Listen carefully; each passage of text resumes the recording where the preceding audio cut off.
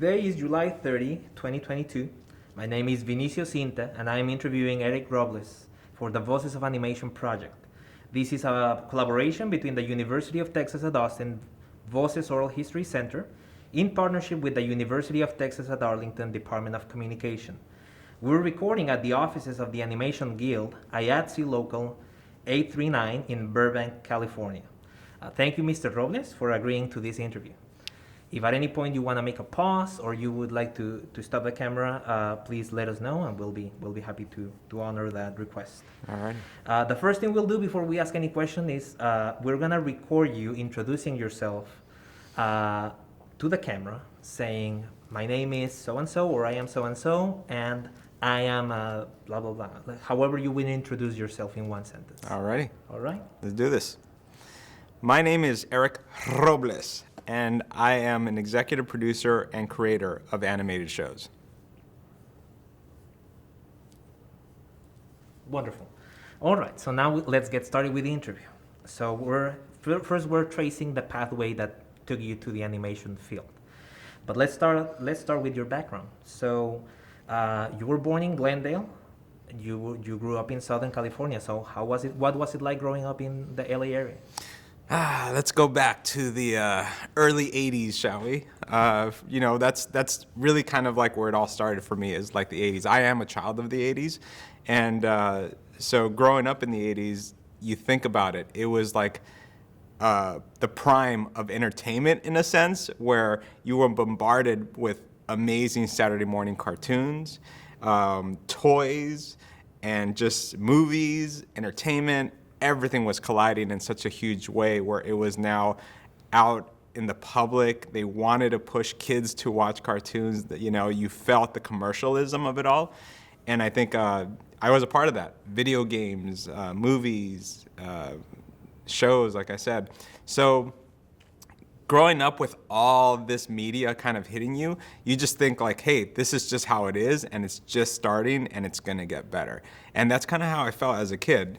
Everything was starting to come out, and I was so excited about the next Saturday morning cartoon, whatever would come out. Saturdays were the greatest, but even during the week, I grew up watching He-Man, I grew up watching the Smurfs, I grew up watching Thundercats, right? Like all these great animated shows, and I just felt that it was a treat. Every day felt like Christmas, watching these great animated shows. So I fell in love with just everything about animation, but I didn't understand how it actually worked. I didn't understand the idea, like there were people actually working on this stuff and putting this together. So I just became this kid who just fell in love with this, and it also was a way to kind of escape, because I didn't grow up in the best neighborhoods. My parents came to this country in the 70s, and they immigrated here, and they were poor. We were all poor as a family. And so them coming here, we just kind of found our own ways to entertain ourselves. And I think for me, getting away from being outside and getting into trouble, I would just stay inside and just kind of watch a lot of cartoons until I started, getting older, But for the most part, I think when I'm asked, like, when was that moment where it really kind of sunk in and it hit you? I want to say that it was definitely in the early 80s. I want to say like 83, 84-ish. And there was an arcade cabinet, a game that just came out. And because 7-Elevens were like the place to go, right? All of our friends would go hang out there. I mean, if you think about it, 7-Elevens is like the best place ever.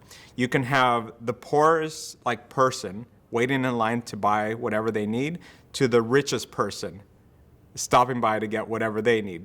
So it was always interesting, this kind of immersion that would happen at these convenience stores. And it also was a place where all my friends would come together and we would all hang out. But back in the 80s, 7-Elevens had video games, actual video game arcade cabinets inside of them. So anywhere that you see an ATM now, there probably used to be an arcade cabinet in there, right? So that was a big hangout for us. And I just remember this one day that there was a new cabinet inside the 7-Eleven. And I went into this 7-Eleven. I was so excited because I had heard that there was a new cabinet.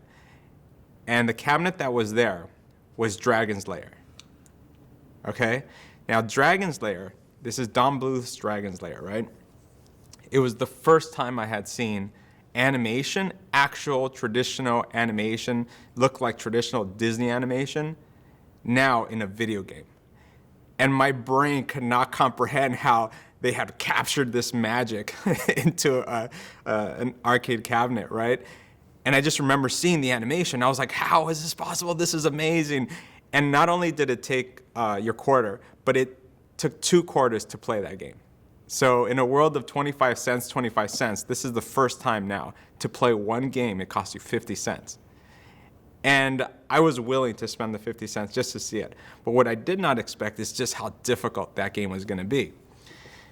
And so, as much as I enjoyed just watching the trailers, and I enjoyed just kind of watching that first level I could get through, not even the first level, just like the first kind of plays, right? I couldn't get past it. And I craved to see more animation because I love the designs, I love the look, I love like the concept of it all. And I just wanted more story, and I wanted to see this thing had stories to tell, and I couldn't get it out. It's not like I could go home and watch He-Man, like I could get a full half-hour story. This thing was holding it, and I had to earn my way to get to that next scene. But I couldn't, I just wasn't that good. But there was this one kid who was really, really talented, and he was really good because he would show up and he would start playing. And when he would start playing, he definitely could get to that next level. And I got excited because now I could see the next scene, I could see the animation, and there was something about the squash and the stretch, and I didn't know these terms back then, but now that I do know this, I'm like, oh wow, this is why I gravitated towards this thing. And he was so good that when I would go home and I would ask my mom, Mom, can I have 25 cents to go to the arcade? Then I'd go ask my dad for another 25 cents. I'd collect my money, not so I can go play, but I'd give this kid my money just so I could see the next scenes, because I knew that he could get to those next scenes. There was something about that moment, there was something about that game, there was something about that animation that I said, I love this medium. I don't know what it is, but I really love this thing. And ever since then, I picked up my pencil in a different way, and I sketched in a different way with a want of trying to get better.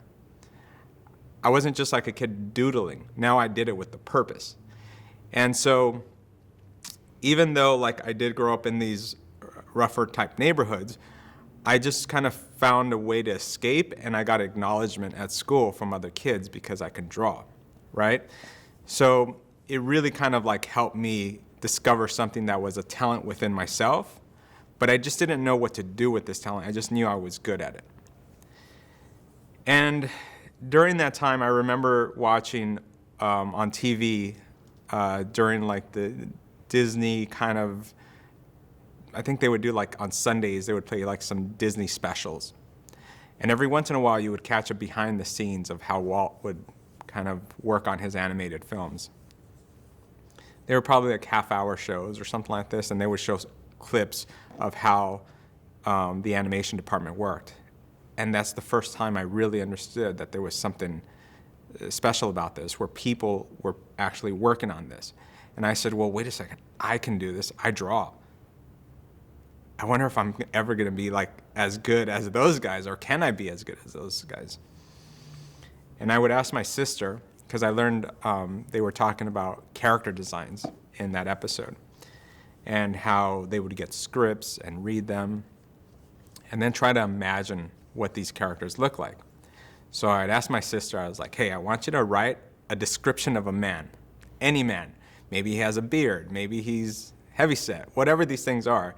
And then I'll go back and I'll try to imagine what you imagined as with these descriptions.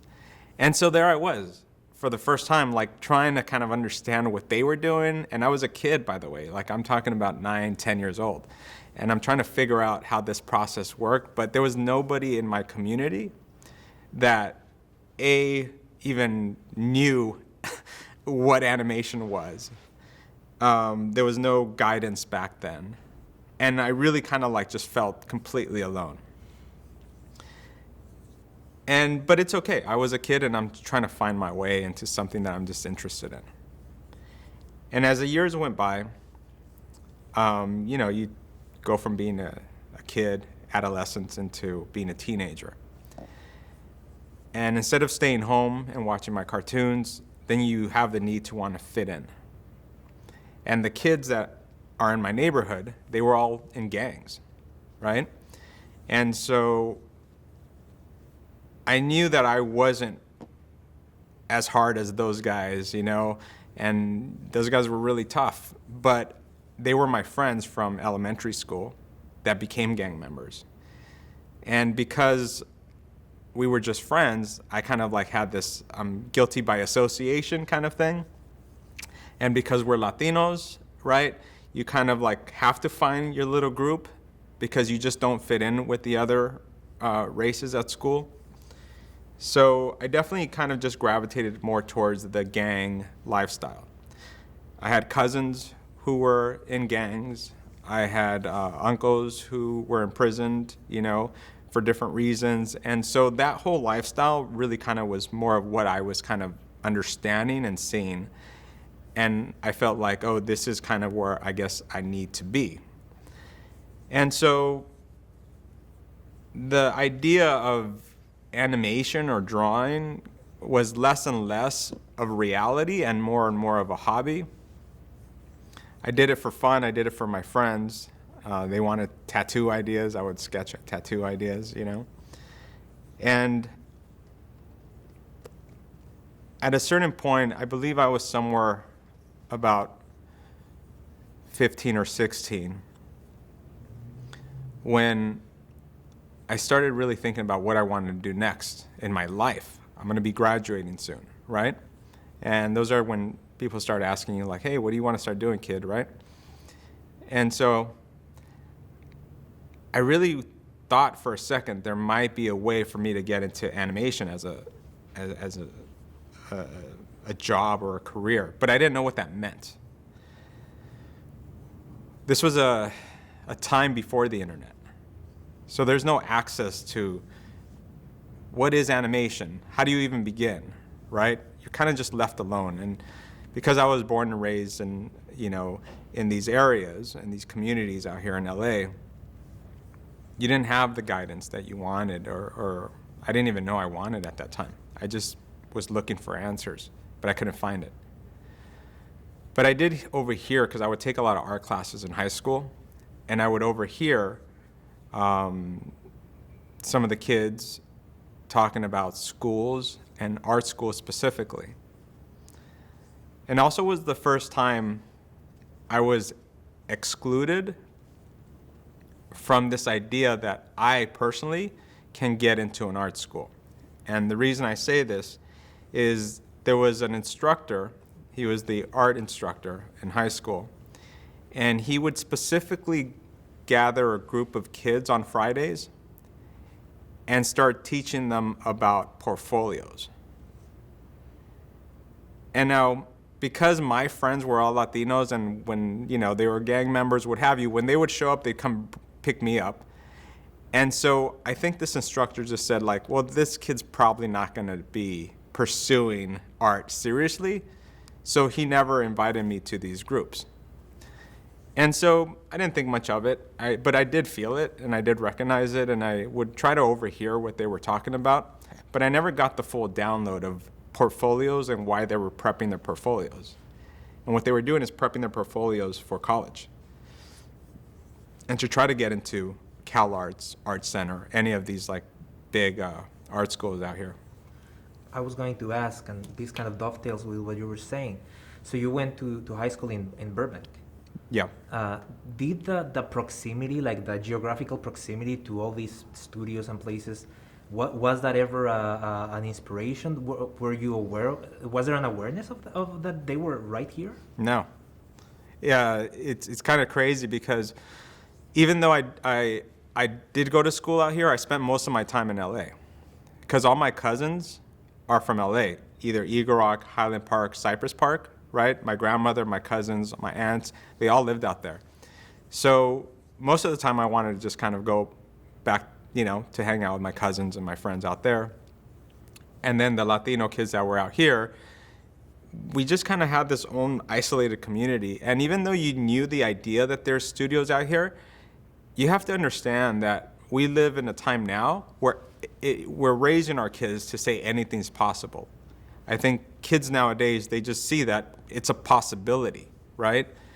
But when I was a kid in the late 80s, even early 90s, right, there was none of that. Like, you knew that there may be a studio, there's Warner Brothers, but there's no connection or possibility that you yourself, or anybody that you're related to or friends could actually be a part of this separated thing that was this industry.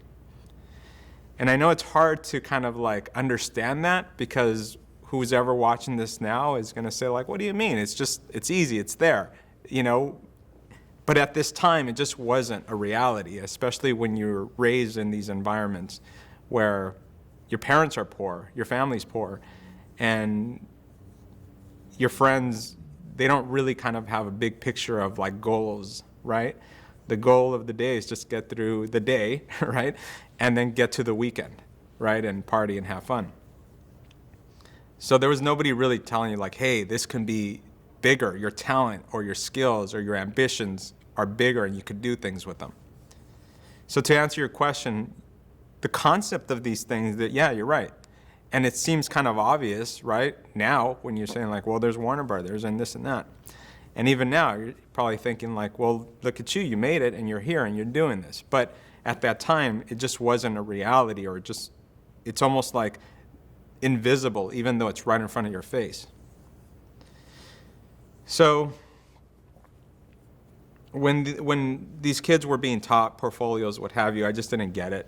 And instead, the instructor would just let me use the airbrush machine, because he figured I can do really cool airbrush stuff, t-shirts for friends, or, you know, what have you. And that was a way to keep me entertained. So I never really kind of got the download of a possibility of what I can do with my talent. But I did ask my mom, because I did hear them, and I heard art schools. I didn't know which art schools. I didn't even know there was a Cal Arts. I didn't even know there was a actual art schools here, like not too far from me, that I can attend. I didn't know they existed. That's how isolated I was in the sense of understanding this. But I do remember I asked my mom once, and my dad. This was when I was about 17. I said, do you guys think that I can go to like if I go to college, can I go to like an art college or an art school or something like this? Again, art school, I didn't know what that meant, right? And they were completely honest with me. You know, my parents are hardworking parents. They both had 2 jobs, trying to just put food on the table for us. And they said, well, mijo, we just can't afford that. We can't afford to send you to like an art school. That's like, in their minds, it's like a private school or something like this, right? So we can't afford it. We just can't. And so I said, okay. It wasn't a big deal. It was just a question. And it wasn't like these stories where my heart was broken at that moment. No. I just saw it as like, of course, if my parents could, I knew that they would. So I just accepted it as like, oh, okay. And that was it. So the idea of animation at that moment died for me. Art, animation, anything in this kind of thing, this skill that I had, it died at that moment. And so I said, okay, what am I going to do? What am I going to do with my life, right? 17 years old, and I'm trying to kind of put all the pieces together of where we're going to end up next. And I said, well, I don't want to end up like a lot of my friends, where at this point a lot of them had gotten shot, drive-bys, right? A few got killed, a few ended up hospitals, drugs, different kinds of jobs. And then there was other ones who actually ended up getting city jobs, which really kind of were awesome back then. It's like, oh man, you got a city job. That's a big deal. But I wanted more. I knew I wanted more. I just didn't know what that more was. And then I started thinking, law enforcement. I was like, to be a police officer, that's pretty cool. That means you get that respect from your parents being proud, right? It's something that you feel like it's an honorable type job, and people in your family will say like, good, he did something good, right? You would get paid well, you'd get insurance, retirement plans, whatever, all that. I didn't even know what that meant. But I just knew that that was a career that was a legitimate career. And I said, I do know the streets really well. Who better to be a cop than somebody who knows the streets really well, right? So I said, it checks so many boxes in my life, right? And saying okay, it makes my parents proud, it'll make me feel good. And I can see myself doing that because I knew the streets, right? And so I said, that's it. This is what I'm gonna do. I'm gonna focus and I'm gonna pursue law enforcement. So I remember when I was 17, I transferred from Burroughs High School to Burbank High School. And I went to see my counselor. And my counselor was looking at, I was, I think, in 11th grade or just starting 11th grade or something like this. And then he was looking through, what I've done so far and how many credits I had. And he says, well, look, you're doing pretty good. As a matter of fact, he's like, actually, yeah, it was towards the end, or I don't know, midway 11th grade. And he says, looks like you're doing really good. And next year, when you're a senior, he's like, you're actually going to be able to go home early. And I'm like, oh, okay. I'm like, why? He's like, because your credits, you've been doing really good and you got a lot of credits, so you'll probably be going home by noon, by lunchtime. So you come in the mornings, do your classes, then you're done. And I'm like, I said, can I ask you a question? And he's like, yeah. He's like, I said, if technically I'm able to leave early, that means I don't have a lot of credits left. And technically, wouldn't I be able to graduate if I finished those credits? And he looked at me like, why would you want to graduate early? And I'm like, because I want to start a career. I want to go to college. I want to do something with my life. He's like, but don't you want to graduate on stage with your friends? I'm like, I don't care about graduating on stage with my friends. I want to start my life. I want to go to college. I want to pursue things in my life. And I think he truly just saw me as just another Latino kid that would hang around with gang members, and he didn't think that I would want to pursue something myself. I was gonna say, you mentioned the art instructor earlier. You were not really a part of the core group.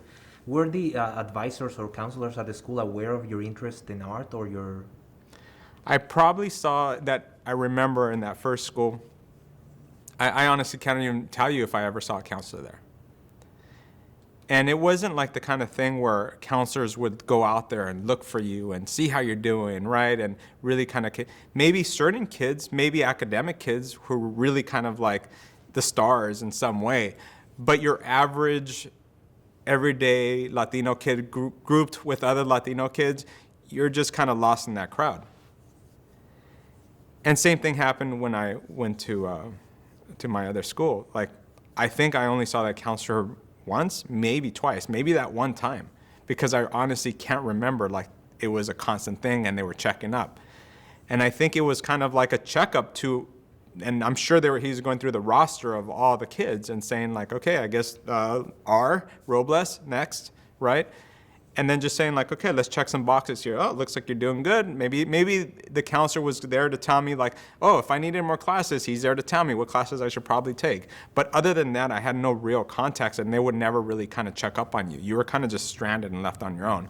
I don't know if that's how it still works. I just know that was my experience. And did the art schools, there's several of them, did they do outreach with the high schools? Nope. This is the difference between then and now. Now it's a common thing, right? And I think this interview might sound alien or foreign to anybody watching, because I feel like now it's just this awesome, amazing part of going to school is that, you're given so much hope because you do have outreaches, and you have the internet to kind of guide you, and you have forums, you have different ways of knowing that there's an industry, right? But back then, you had no connection to the world in that way. So when he asked me that question, I said, no, I don't care about that. I care about pursuing like my journey that I want to get into. I want to get into law enforcement, I said. And he kind of looked surprised. And I said, how many more credits do I need? You know? And he told me how many I needed. And I said, can I ask you a question? I said, if I started going to the early morning classes, I think it's like it started at 7 a.m. or so. I think it started at 7 a.m. and then school starts at 8, right? So I said, if I start going in at 7 a.m., take an early morning class, and then do my classes throughout the day, technically I'd finish a little early, right? I also had my part-time job, so I'd go to work, and then I would start doing night school. If I started doing night school, did the morning class, would I fulfill all my credits? And he says, yeah, technically. And I said, then that means I don't really have to come to school at all next year, right? And he said, because you would graduate early. And yeah, I graduate early, okay. I said, that's what I'm going to do. I'm going to graduate early. And I'm going to start going to Glendale Community College to pursue law enforcement. I was going to say, you mentioned several reasons why you thought law enforcement would be a good career for you. Yeah. Did you, was there anyone in your family or your circle in working for police or any? Nothing. None of that. I just saw it as an opportunity, an option, something that's realistic, tangible, because I see them in my community, so it's something that's tangible. I think that's the difference that what we're talking about here. When you see it in today's world, you see it on the internet, you see animators, you see people doing it, all of a sudden that becomes tangible. You start thinking like, well, if that person does it, then I can do it. And I think this is part of what we're doing today, is talking about it, because whoever's listening to this, somebody out there is going to be like, well, this dude did it in a world where none of this information was available to him. And today I have all the information. And if this guy did it with nothing and where he came from, then I definitely can do it, right? So I started going to night school. I started going to early morning classes and pursuing it, and just kind of honed in on graduate early. And you got to understand, I'm not the smartest kid, right? I'm just me. I'm regular, right? I got good grades, but not great. I wasn't no scholar in any way, but I definitely knew my hustle. I knew how to get my stuff done, and I knew how to do my work. Did you stop drawing, or did you stop doing art-related things at this point? Kind of, because you mentioned that prospect died earlier. Yeah. Did you lay that by the wayside at this point, or? Yeah, it definitely was something that I did just as a hobby, or whenever I had, when I was in class, like most of us do, you doodle. So that's when the art came out. But it wasn't anything serious. It wasn't something that you're pursuing, right? So it became more of a side thing, right? Little side project. And so I did, continued, and at the age of 17 years old, I started college. And I technically hadn't even graduated on stage yet, but I was able to start college. I registered, I started college, and I started pursuing administration of justice. And in doing so, I took some great courses and started really learning about law enforcement. And I think it was 17, 18, 19. So I was there for 2 years, pursuing it. I was focused, I was honed in this idea of pursuing law enforcement and to be a police officer. And something that I hadn't mentioned yet is going back to the 80s, right? In the 80s, not only were cartoons big, action heroes, this, that, martial arts were big, right? Karate Kid and ninja movies, right? And in 1983, I think I was 7 years old, we discovered a martial arts school in my area. And that martial arts school, my parents were able to like just save enough money to actually enroll me to a martial arts school. And I did. And I always had a secret life from all of my friends. My secret life was martial arts. And I never told any of my friends that I would do this on the side. I studied martial arts from the age of 7 until recently, the age of, I don't know, I want to say maybe 40 I stopped, or 43. Okay, so I studied Shotokan Gosoku-Ryu style. Why didn't you tell your friends? Because the school was so specific on this is for you, not anybody else. What we're teaching you is for you. It's not to brag about it, especially back then when it was the big thing, you know.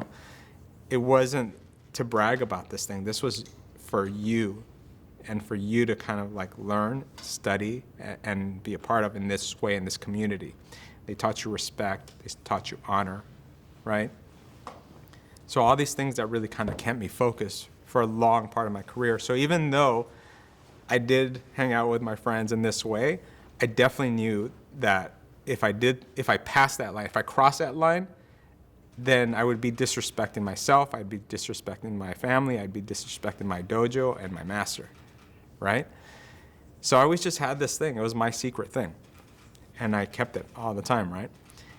And the reason I say that is because when I was in college, I was still, you know, the college was very close to the dojo, the Glendale Community College. And the studio is, the martial arts school is IKA, International Karate Association. And the headmaster is Tak Kubota. And his styles go back all the way to the 50s, right? So there I was, teaching a new student that came in, and the student, he was really impressed with how I was teaching him. And he said, would you be interested in a job? And I said, yeah, what kind of job are we talking about? He's like, I do security work. And I was like, really? I was like, yeah. He's like, I'm the administrator, the main guy, right? I'm like, oh, that's pretty cool. I was like, I'm actually studying law enforcement at Glendale Community College. He's like, oh, that's even better, man. That's great. He says, I could get you a job as a security officer at the Glendale Galleria. And I'm like, that sounds great, because it lines up with where I'm going in my career. So the day that I do apply to, you know, some kind of department, some police department, they're going to say like, oh, well, he did security work, so it lines up with this kind of protect and serve idea, right? So I pursued it, and I went for it. And I started working as a security officer, and then I even started looking into the military, because I figured, you know, I'm very goal-centric in that way, as you start seeing a pattern here. And I started thinking about, well, if I was an interviewer, right, what are certain things I'd look for in somebody like myself? If I studied martial arts all those years, that's great. I went to college, got my degree in law enforcement, that's great. I also worked as a security officer, that sounds good.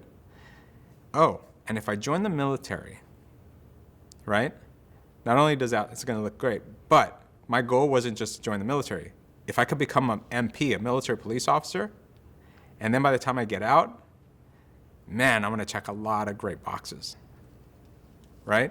So I started kind of figuring out what a pattern would be for somebody like myself. This is while I was still going to college. And in one of my classes, there was a Burbank police officer. His name was Officer Joe Dean. And Joe was teaching us, I believe it was like an evidence class. Okay? And like I would do in all my classes, I'd doodle. I'd be listening. One of the many gifts that we have as animators is we're able to listen, so that's why we're able to watch a lot of movies, but not really. We listen to a lot of movies, and we draw. And so like that, same talent, I'd be in class, I'd be doodling, listening to the instructor and what he's teaching us, but doodling all the time. And if the class was about field lineups, I would normally draw a bunch of thugs lined up, right? But I would draw them in my blue book exams. After the test, if I'd finish early and the test was about field lineups, I'd draw a bunch of thugs at the end of it, kind of for fun. For the record, what's a field lineup in this case? So you ever watch those movies where they put all the bad, like they look like bad people all in line, and then you got to pick out, which one is the bad one here? And they say, that's the guy who did it, right? That's a field lineup, okay? And so in that class, we were studying that test in particular was certain things to look for, certain questions to ask, right, when you're interviewing, these suspects. And so I had done the test, but since the subject was about field lineups, I drew a bunch of like bad-looking, mean-looking dudes, you know what I mean, at the end of the test. And I just did it for fun. I would do it all the time for him in the class, and he never said anything about it. But this time in particular, he stopped me. And he says, Robles, I want to talk to you, as we were done for the day. And I said, yes, Officer Dean. I'm a little nervous, because why does he want to talk to me, right? He goes, what are you doing in my class? I said, well, what do you mean? Like, I'm learning. He's like, what are you doing in my class? I'm like, I don't know what you want me to say. I'm learning. He's like, you're drawing. I'm like, oh, yeah, I'm sorry. I won't draw on your test. I'm sorry. I just was doing it for fun. And he's like, no. Why aren't you doing this? And I'm like, well, what do you mean? You're really good at this. Why aren't you pursuing this? I said, I don't know. I don't know, what do you say to that, right?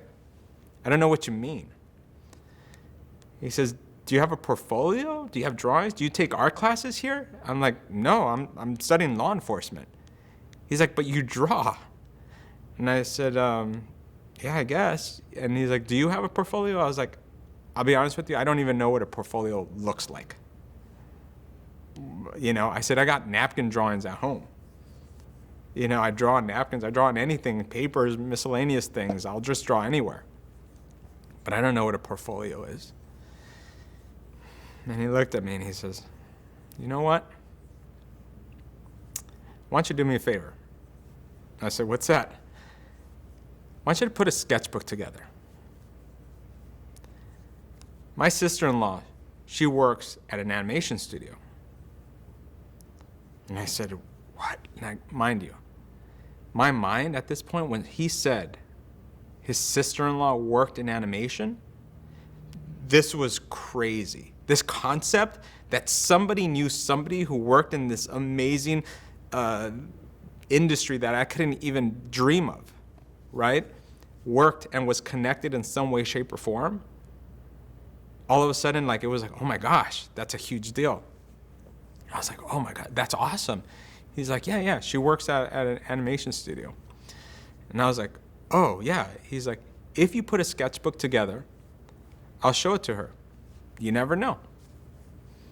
I said, absolutely, okay, great, fantastic. So I went home excited that day, drove and immediately drove to a local CVS store, a drugstore, a pharmacy. And at those pharmacies, they used to have these black sketchbooks, okay? These black sketchbooks with all those pages you can draw on. I got one of those. Now, mind you, this is 1995, okay? Just to kind of get perspective here. So there I went. I got the sketchbook. I was so excited. It was the end of the week. And I spent about 2 days of nonstop drawing. I spent the entire weekend trying my hardest to fill out this thing because I felt that if I didn't turn it in, he was going to forget. And if he forgets, everything's gone. This just little tiny crack on the door that just happened, I just didn't want it to close. And now in his mind, I'm sure he was like, do it. Maybe in a month or 2 or 3 when you finish, I'll show it to her. But I was determined to not sleep. I wanted to sketch. I wanted to draw all over this thing and turn it in. The next class I had was the following Tuesday. So I spent Saturday, Sunday, right? I didn't sleep, even though I swear I did not even sleep because I wanted like to sketch and turn this whole thing in. And on a Tuesday, I was so excited to show up to class because I had my sketchbook and I finished it. From beginning, page 1 to that last page, were all filled out with sketches. And I see him and I was like, Officer Dean, I wanted to turn this thing in and give it to you. And he's like, what? He's like, you finished? I'm like, yeah, I did it all weekend, right? And he's like, okay. And there he goes. He starts going through it, pages and every page. And he's just like, his mind is blown that I had finished this entire sketchbook. And he's like, this is great, Robles. Like, awesome, great. He's like, I'm going to give it to her and we'll see what happens, right? I'm like, okay, that's it. And I just felt like, awesome, this is great. What did you draw? Anything I can find. A lot of stuff was just my miscellaneous sketches, but also I had years of Mad magazines. I had years of comic books. I had years of comic book cards, right? Marvel, DC, like you name it, right? X-Men, man, all of it, right? And what I would do is I would look at pages and just try to like mimic it and try to draw it as best as I could, right? So a lot of that stuff was in this. And so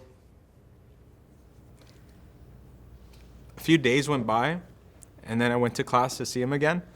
And he's like, my sister-in-law, her name's Stephanie.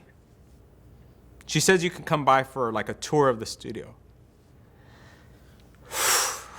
Okay, so this is the biggest thing in my life right now. The concept, the idea of now being able to go to an actual animation studio, that in itself is huge, right? And I was just like, oh my God, really? I get to actually just go to an animation studio? I'm not thinking I'm gonna get a job or any of these kinds of, these are too far-fetched ideas. Just the idea that I'm actually gonna get a tour of an animation studio is enough to just fulfill that dream. A tour is enough to fulfill a dream for me, because that's how much I believed in the idea that I can actually pursue something like that, somebody like me, right? But I was excited. I was so excited. So the day came, right? I show up to the studio, and it's not, again, I lived in Burbank. So all the studios around here, like you were saying earlier, it wasn't too far from my house. And little did I know, it was this independent studio called Garza Entertainment, okay? Garza Entertainment was owned by Jim and Stephanie Graziano, the Grazianos. And at that time, in the 90s, early 90s, they were working on such shows as, I believe it was Skeleton Warriors, Conan, I believe they worked on. They did the original X-Men series, The Tick, right? These are some of the shows that were in production. And I show up, and I'm getting a tour. I get to meet Carrie Silver. Carrie Silver was a production manager. And he was kind of assigned to give this kid a tour, right, by Stephanie. So I got to meet Stephanie briefly because she's the president of the company. She's too busy, right? But at least I got to say hi to her. So that was super exciting. And then I start getting the tour, and I'm just amazed. This is amazing. I'm seeing actual designers, animators, storyboard artists hustling and bustling in this little studio. And I'm just like a kid at a candy store, just excited, right? And I'm looking around, and I'm like, oh man, this is so cool. And then they introduced me to a couple guys. Hey, how you doing, kid? And I'm just like, oh my gosh, hi, nice to meet you. Can I see what you're doing? And they're like, yeah, see, I'm doing this model, and we're doing turnarounds and blah, blah. And I'm just like, oh, this is so cool.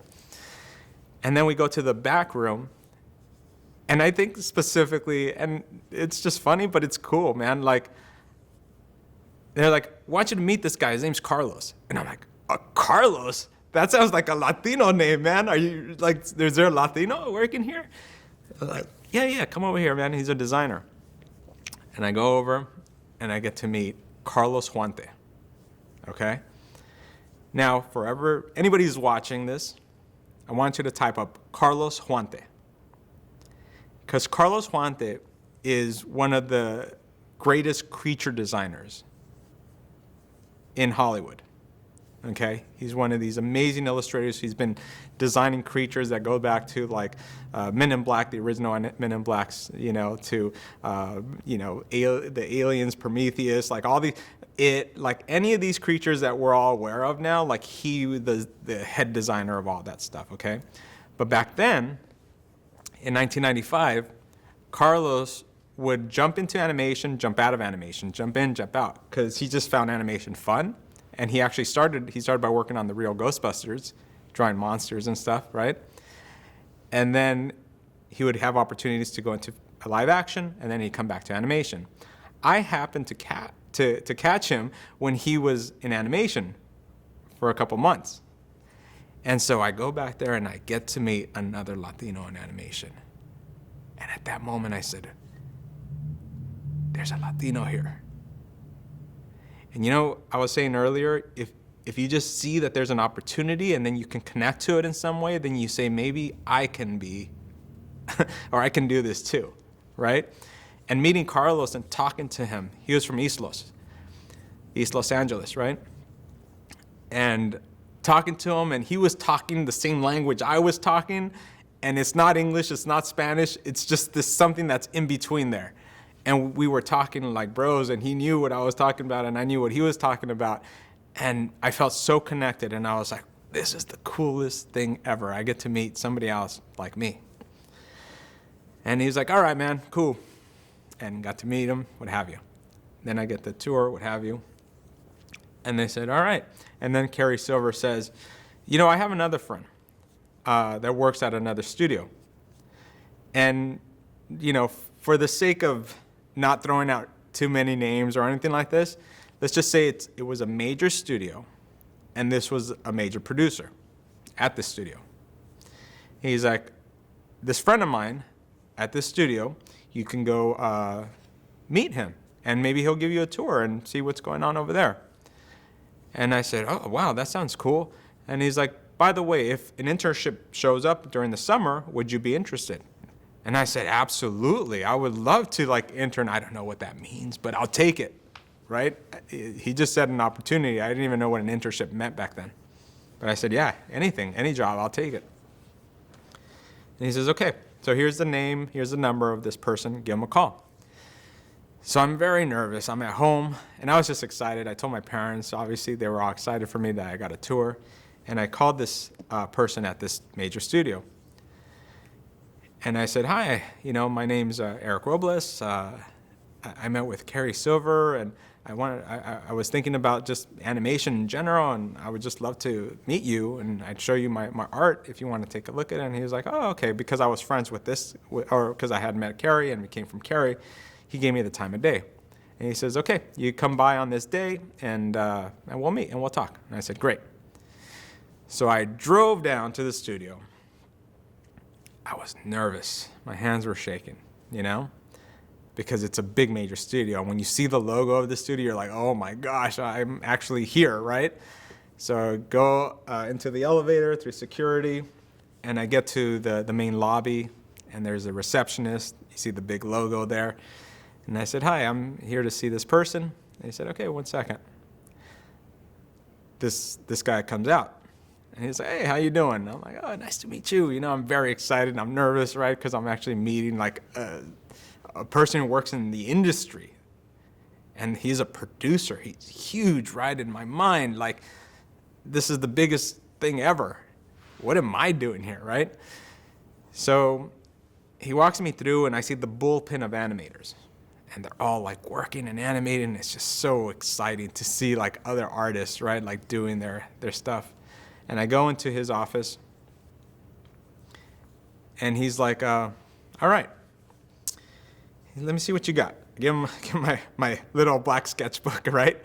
So far, this has been kind of the golden ticket for me so far, right? So then I get it, and he's looking at it, and he's like, yeah.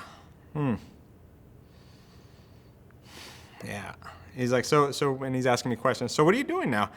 He's like, you're going to art school or anything like this? And because he's like, where's your portfolio, basically, right? And I'm like, no, I'm actually at Glendale Community College. I'm studying law enforcement. And he goes, okay, all right, yeah. He's like, okay. He finishes looking at it, and he hands it right back to me. And he says, unfortunately, you don't have a feature in animation. And I said, oh. He's like, you see all those guys out there? You won't be doing that. What I suggest is you continue pursuing law enforcement. And I was like, oh, okay. What do I know? Like, this guy's a huge producer. He knows what's good and what's not. And I obviously am not good. If he's telling me, like, I don't have a future in this industry, that's what that meant. And so my little heart just kind of went and crushed a bit there, you know. But I was still just happy. You know, honestly, I was still just kind of happy because I got to meet him. I came to an actual studio, and that was enough for me. Because what did I really expect out of this whole situation? Yeah, all of a sudden you got a job? No, I knew that wasn't going to be the reality. I just was looking for anything that would connect me to this industry. And if you want to be the guy that scrubs the toilets, then fine, I'll be that guy. But I just thought that maybe there's a possibility of being a part of this industry in some way. In this interaction, did this person, this producer, ask any other questions about your aspirations or anything? Or what was that reaction for? It sounds very abrupt. Yeah, it was pretty straightforward. And again, the difference between then and now are two very different times.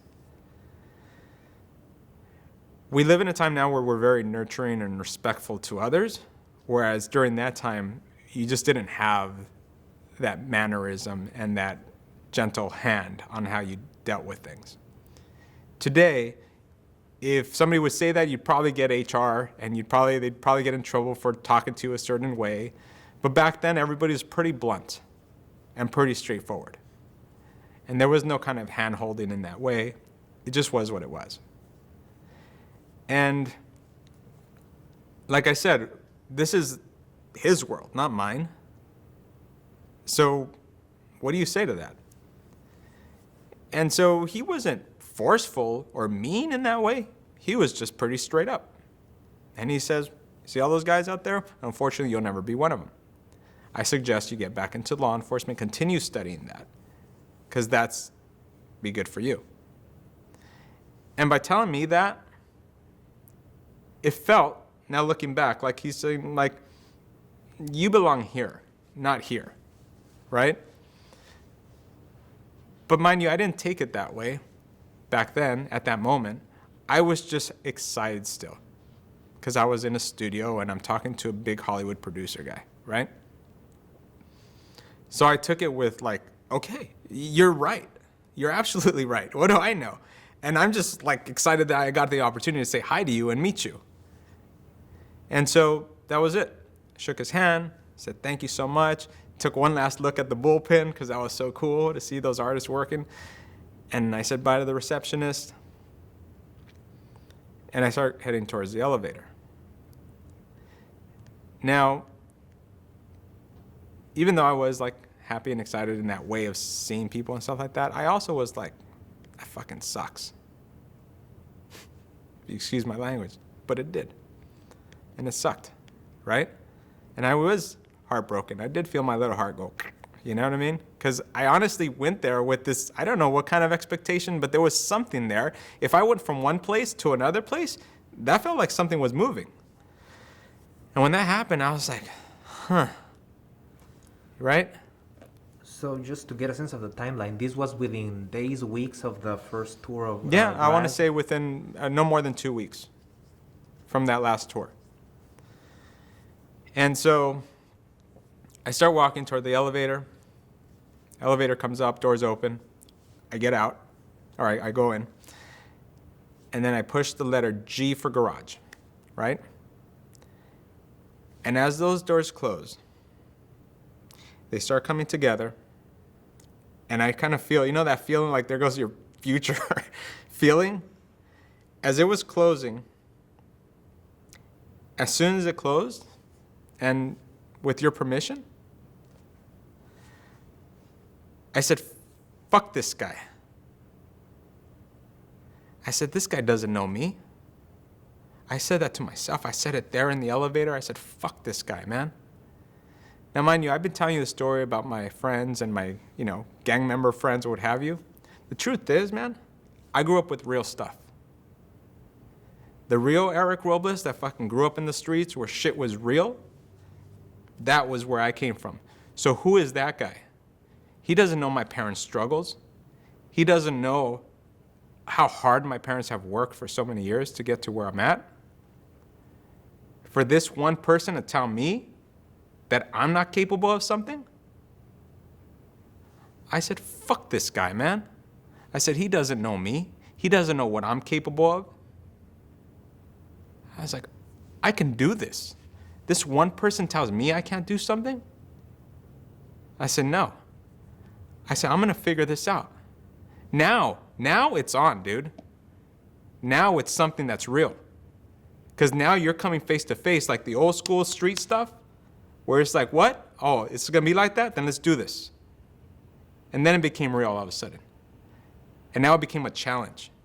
Somebody's challenged me, Eric Robles. I carry my family name as Robles. My dad raised me with pride with my name of saying, tú eres un Robles. You're an oak. That's what Robles means. We're oaks. We're strong, man. And that's how my Mexican dad raised me. So I said, all right, it's on. I was like, I'm going back. I don't know how, but I'm gonna learn how to draw. I'm gonna learn how to get better. And I'm gonna do this for a living. Law enforcement, cool, but now this is something that I always want to do since that day I played Dragon's Lair, man. Like something sparked and here I am and this is it and it's gonna be mine now. And so I went home, I grabbed my VHS tapes, man. I put in my cartoons on, right? And then I start trying to pause VHS tapes. Do you know how awful and difficult it is to like pause a VHS tape and with all those lines and trying to understand what frame by frame animation is like back then? No quick times, no internet, right? You really had to just try to figure stuff out. I went to the library, I checked books out, any books I could back then. Mind you, back then there was only like 3-4 books in animation. Not all the art of books, none of those existed back then. You had The Illusion of Life, How to Draw the Marvel Way, and a few like miscellaneous Disney books that were out there. I got those, public library, started figuring out like how things work, went back, watched my animation kind of on my VHS tapes that I had. I would record stuff and then again try to figure out how like step-by-step animation worked, right? That was my education at that time, right? Trying to figure that out. You mentioned when we were talking about the sketchbook, kind of the sources of certain of the drawings. Were you, did you have like a dream type of project or show or movie? Like, were you looking for was there a certain aesthetic you were going for? Or a type of story, like action, superheroes, or more cartoony stuff? Or everything you're talking about right now, it would have been great if somebody even told me that that's a concept. You're talking about stuff that like, it's a foreign language. How am I supposed to know that there's different styles or genres when nobody ever taught me about genres? I know I would watch action stuff and I liked it, but I didn't know that was a genre. You're talking about comedy, romance, right? Different kinds of... We didn't have education in that way. We didn't grow up with resources and people telling us that these things exist. So you're asking me something that was completely foreign to me. How would I even know that? It's like saying if you never like breathed air, nobody knew what air was, how do you even know it exists? Oh, wait a second, it's oxygen, right? And then somebody can break down what oxygen is. But prior to that, as a kid, did you even know that there was oxygen? You didn't, right? You just took it as it was. You're just breathing. Oh, really? Oh, I'm breathing what? Air? Oh, wait, I'm breathing some oxygen? Oh, then you start learning about it, right? But prior to that, when you're a kid, you don't even know what you're breathing. You didn't even know you're breathing air. You didn't even know how your heart works. You don't know how you're, right? Same idea.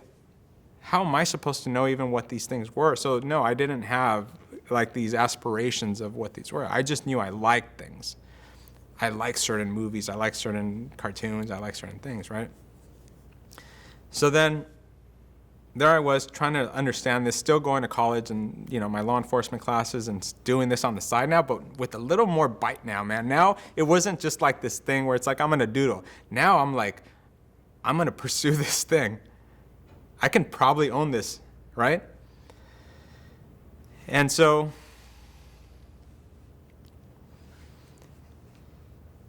I'm gonna stop right here for a second.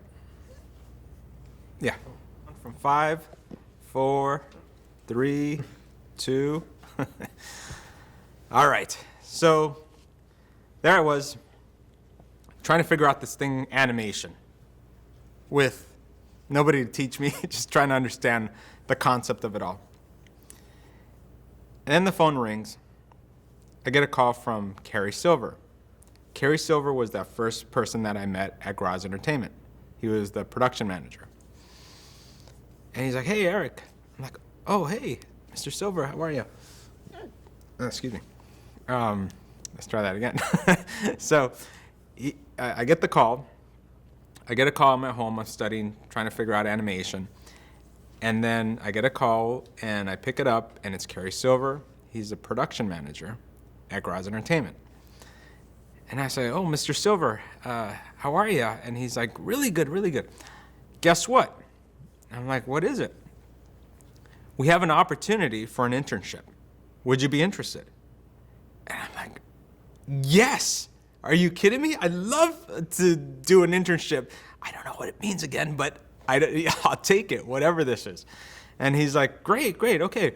Well, why don't you come by next week? We'll do some paperwork and, we'll get you started. It won't be a full-time kind of thing. And mind you, back then, internships were not paid. It was just like you come in and you get to learn, right? In the meantime, I'm still going to college, so it's fine. My classes don't start till the afternoon, so that means I get to get in really early at the studio, intern until lunchtime or something like that, and then continue going to school. So I start interning at Garza Entertainment, right? This is huge, right? My first step into the industry, and now I'm interning. I'm the guy who basically is going to make copies, get pencil runs, right? Go buy stuff, whatever anybody needs, I'm your guy. You need extra folders, whatever it is, I'm your guy. I just wanted to be around artists. And so I would walk around, introduce myself. I'm like, hi, my name is Eric Robles. I'm the intern here. Whatever you need, I'm your guy. You want me to sharpen your pencils? I'll sharpen your pencils. You want me to throw away the trash? I'll throw away your trash. You want me to get your coffee? I'll get your coffee. Whatever you need. What were they producing at that moment? At the time, and this is what was so exciting, because I went from watching X-Men on TV to now like being at the studio when they're currently making the next season, right? So they were working on the X-Men, the Tick, Street Fighter, right? USA Network Street Fighter, Darkstalkers, all the Capcom kind of like IPs. They were producing all those at that time. So it was everything was going on, right? And so I was making copies, right? They would send me like, "Okay, kid, go make copies of these model sheets." And then I would go and I would make copies of all the X-Men model sheets, right? And then I would always, if they told me to make like 3 copies, I would make 4 because one's going to be for me, right? Now this became my new education. Is like, I'm going to take these model sheets, take them home at night, and I'm going to study them. I'm going to start practicing them, right? So I started doing that. I started taking them home at night and start practicing. And I just got the idea I wanted to learn, right? And so what I would do is I would draw them at night.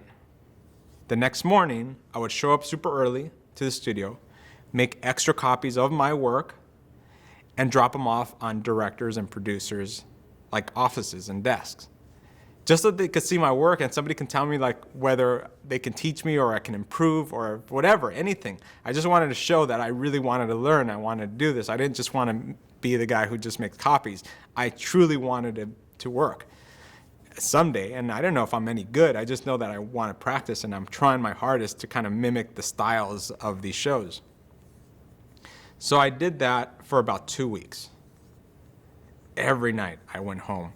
Every night I studied. Every night I copied, and I tried to like mimic those styles of those shows. And then every morning I drop them off to all the directors and producers' offices. And then I was 2 weeks into my internship, and I hear like one of the big producers, he was upset. He was angry about something, right?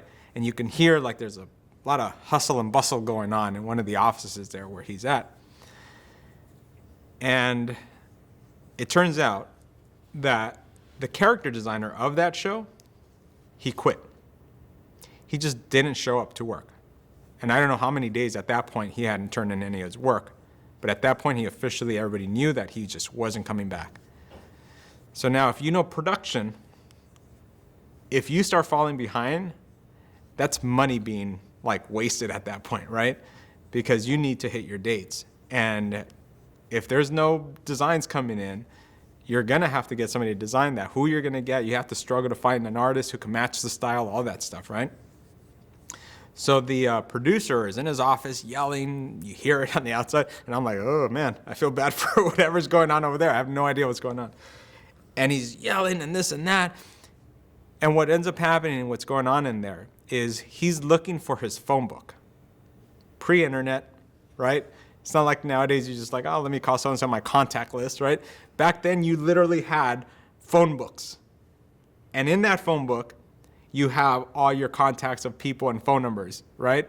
What he was trying to do is look for that phone book so he can try to find another artist to start doing the work, start making the phone calls. But he couldn't find it because some kid had left all his drawings for 2 weeks on his desk on the side. And as he's trying to find his phone book, he's going through all my drawings and he's like, what the fuck is all this, you know? He's all frustrated and angry because somebody left all their stuff there, and he ends up, obviously, it's all my stuff. And then he stops and he looks at my drawings. He starts going through my stuff. And then he just tells the production manager to call me in. Like, Eric, I want to talk to you. And I'm like, oh, shoot. I just heard screaming from that office. I don't want to be why are they calling me? Because I don't want to be a part of whatever was going on in there. So I go over there and I'm nervous and, you know, a little scared there. And I'm like, oh, hi, you wanted to see me? And he's like, hey, kid, you want a job? I'm like, excuse me? Do you want a job? I'm like, yeah, I would love to. Great. You're gonna start immediately. You're gonna start doing some incidental designs, and we'll get you started. We'll do the paperwork, get you going, this and that. What? Like in my head, I'm like so confused. My head is spinning. This man just told me that if I want a job designing or I don't cleaning up characters, I don't. What is happening right now, right? And I just said, okay, thank you. Okay, great, sounds good. And I don't understand what's going on. And then somebody says, congratulations, man, right? And I'm like, okay, cool. And it starts processing in my head at that moment what's going on and that I actually just got a job out of the blue, right? And I'm confused. This was 2 weeks into the internship. 2 weeks. How long was the internship supposed to be? There was no set length. No set date. Okay, and incidental design, what does that mean in this context? So you have, let's say, in the context of like the X-Men series, you have all your main characters, right? You have Wolverine, Rogue, Professor X, you know, Cyclops, everybody, right? And then you know all the people who walk around in the background, or you have a scene with scientists, and you just have miscellaneous scientist guys in the back looking at beakers and stuff like that. Those are incidentals. Just all the miscellaneous people in the background, right? But they're characters, and they have to look like the style of the show. So they still have to be drawn really well, right? But nobody's really paying attention to all those miscellaneous people, right? But they still have to be drawn by somebody. And so that's the job, right? And I got to clean those up as well. I got to design them and then clean them up really nice with a pen. This was pre-Photoshop, by the way, where you had to ink, clean up, right? Everything. And so here I am. I got this, and I'm confused. I'm excited. I don't know what's going on. And it was about 3 o'clock in the afternoon when this happened, okay? And the reason I know this, I'll tell you in a second, is because I was so excited. The reality of this hit that I walked outside, and I was just so happy and excited. And I was just like, and I said, and I just went home. I just started running home, okay? I told you, I lived in Burbank. The studio's right down the street, right? So it wasn't too far, right? I mean, it's a few blocks, but still. I was just so happy. I was so excited that I got a job in animation. This is huge, right? And I felt like Charlie from the Chocolate Factory, right, with his golden ticket, right? And you're, oh my God, I was so happy and excited, man. And I went home, and I got home, and I'm just like, I literally, I don't know if anybody else has done this, but I'm sure everybody has done this at some point in their life. When you're at home by yourself and you're just like, yeah, screaming and just making a fool of yourself to yourself, right? And that was me at my living room, and then the phone rings, right? We don't have cell phones back then, right? But the home phone, rings, and then so I pick up the phone, and I'm like, hello? And then it's like, hey, Eric, where'd you go? I'm like, what? Oh, he's like, I check what time it is. It's 3 o'clock. I'm like, oh my gosh, I'm so sorry. I was just so excited that I just left and I just ran home and then they start laughing at me on the other line and they're just like, no, it's fine, man, it's fine. We'll do your paperwork tomorrow and then we'll get you started. He's like, oh, and did we mention, we didn't even talk about rates or price. I'm like, oh, you guys, I get paid for this? I forgot, right? This is awesome. And he's like, is $20 good? We're gonna start with $20, right? And I'm like, yeah, $20 sounds good. Okay, thank you, bye. Boom, hung up. What? $20 an hour. Now, we need to pause here. Not literally, but we need to pause. And I need to explain something to you. This is 1995, okay? Minimum wage is about $4.25 an hour-ish, somewhere in that ballpark. And I was maybe making about $6.25 an hour back then, working that security job. Both of my parents combined didn't make $20 an hour. Okay? At that time.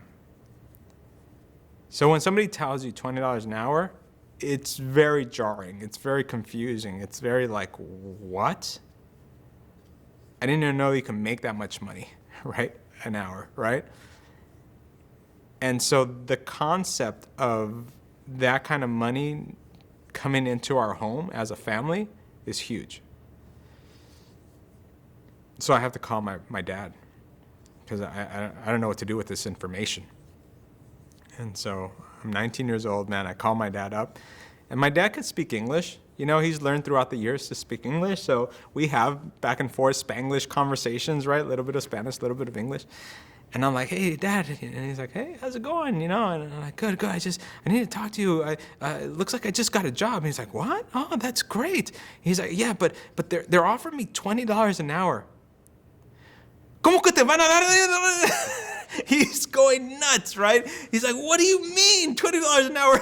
Like, what exactly are you doing there, And he's like, what is, and I'm like, yeah, they're going to say like $20 an hour. And he's like, wow, that's amazing, fantastic, right? So now, where does this put me? It puts me in a place where it's like, this is now reality, right?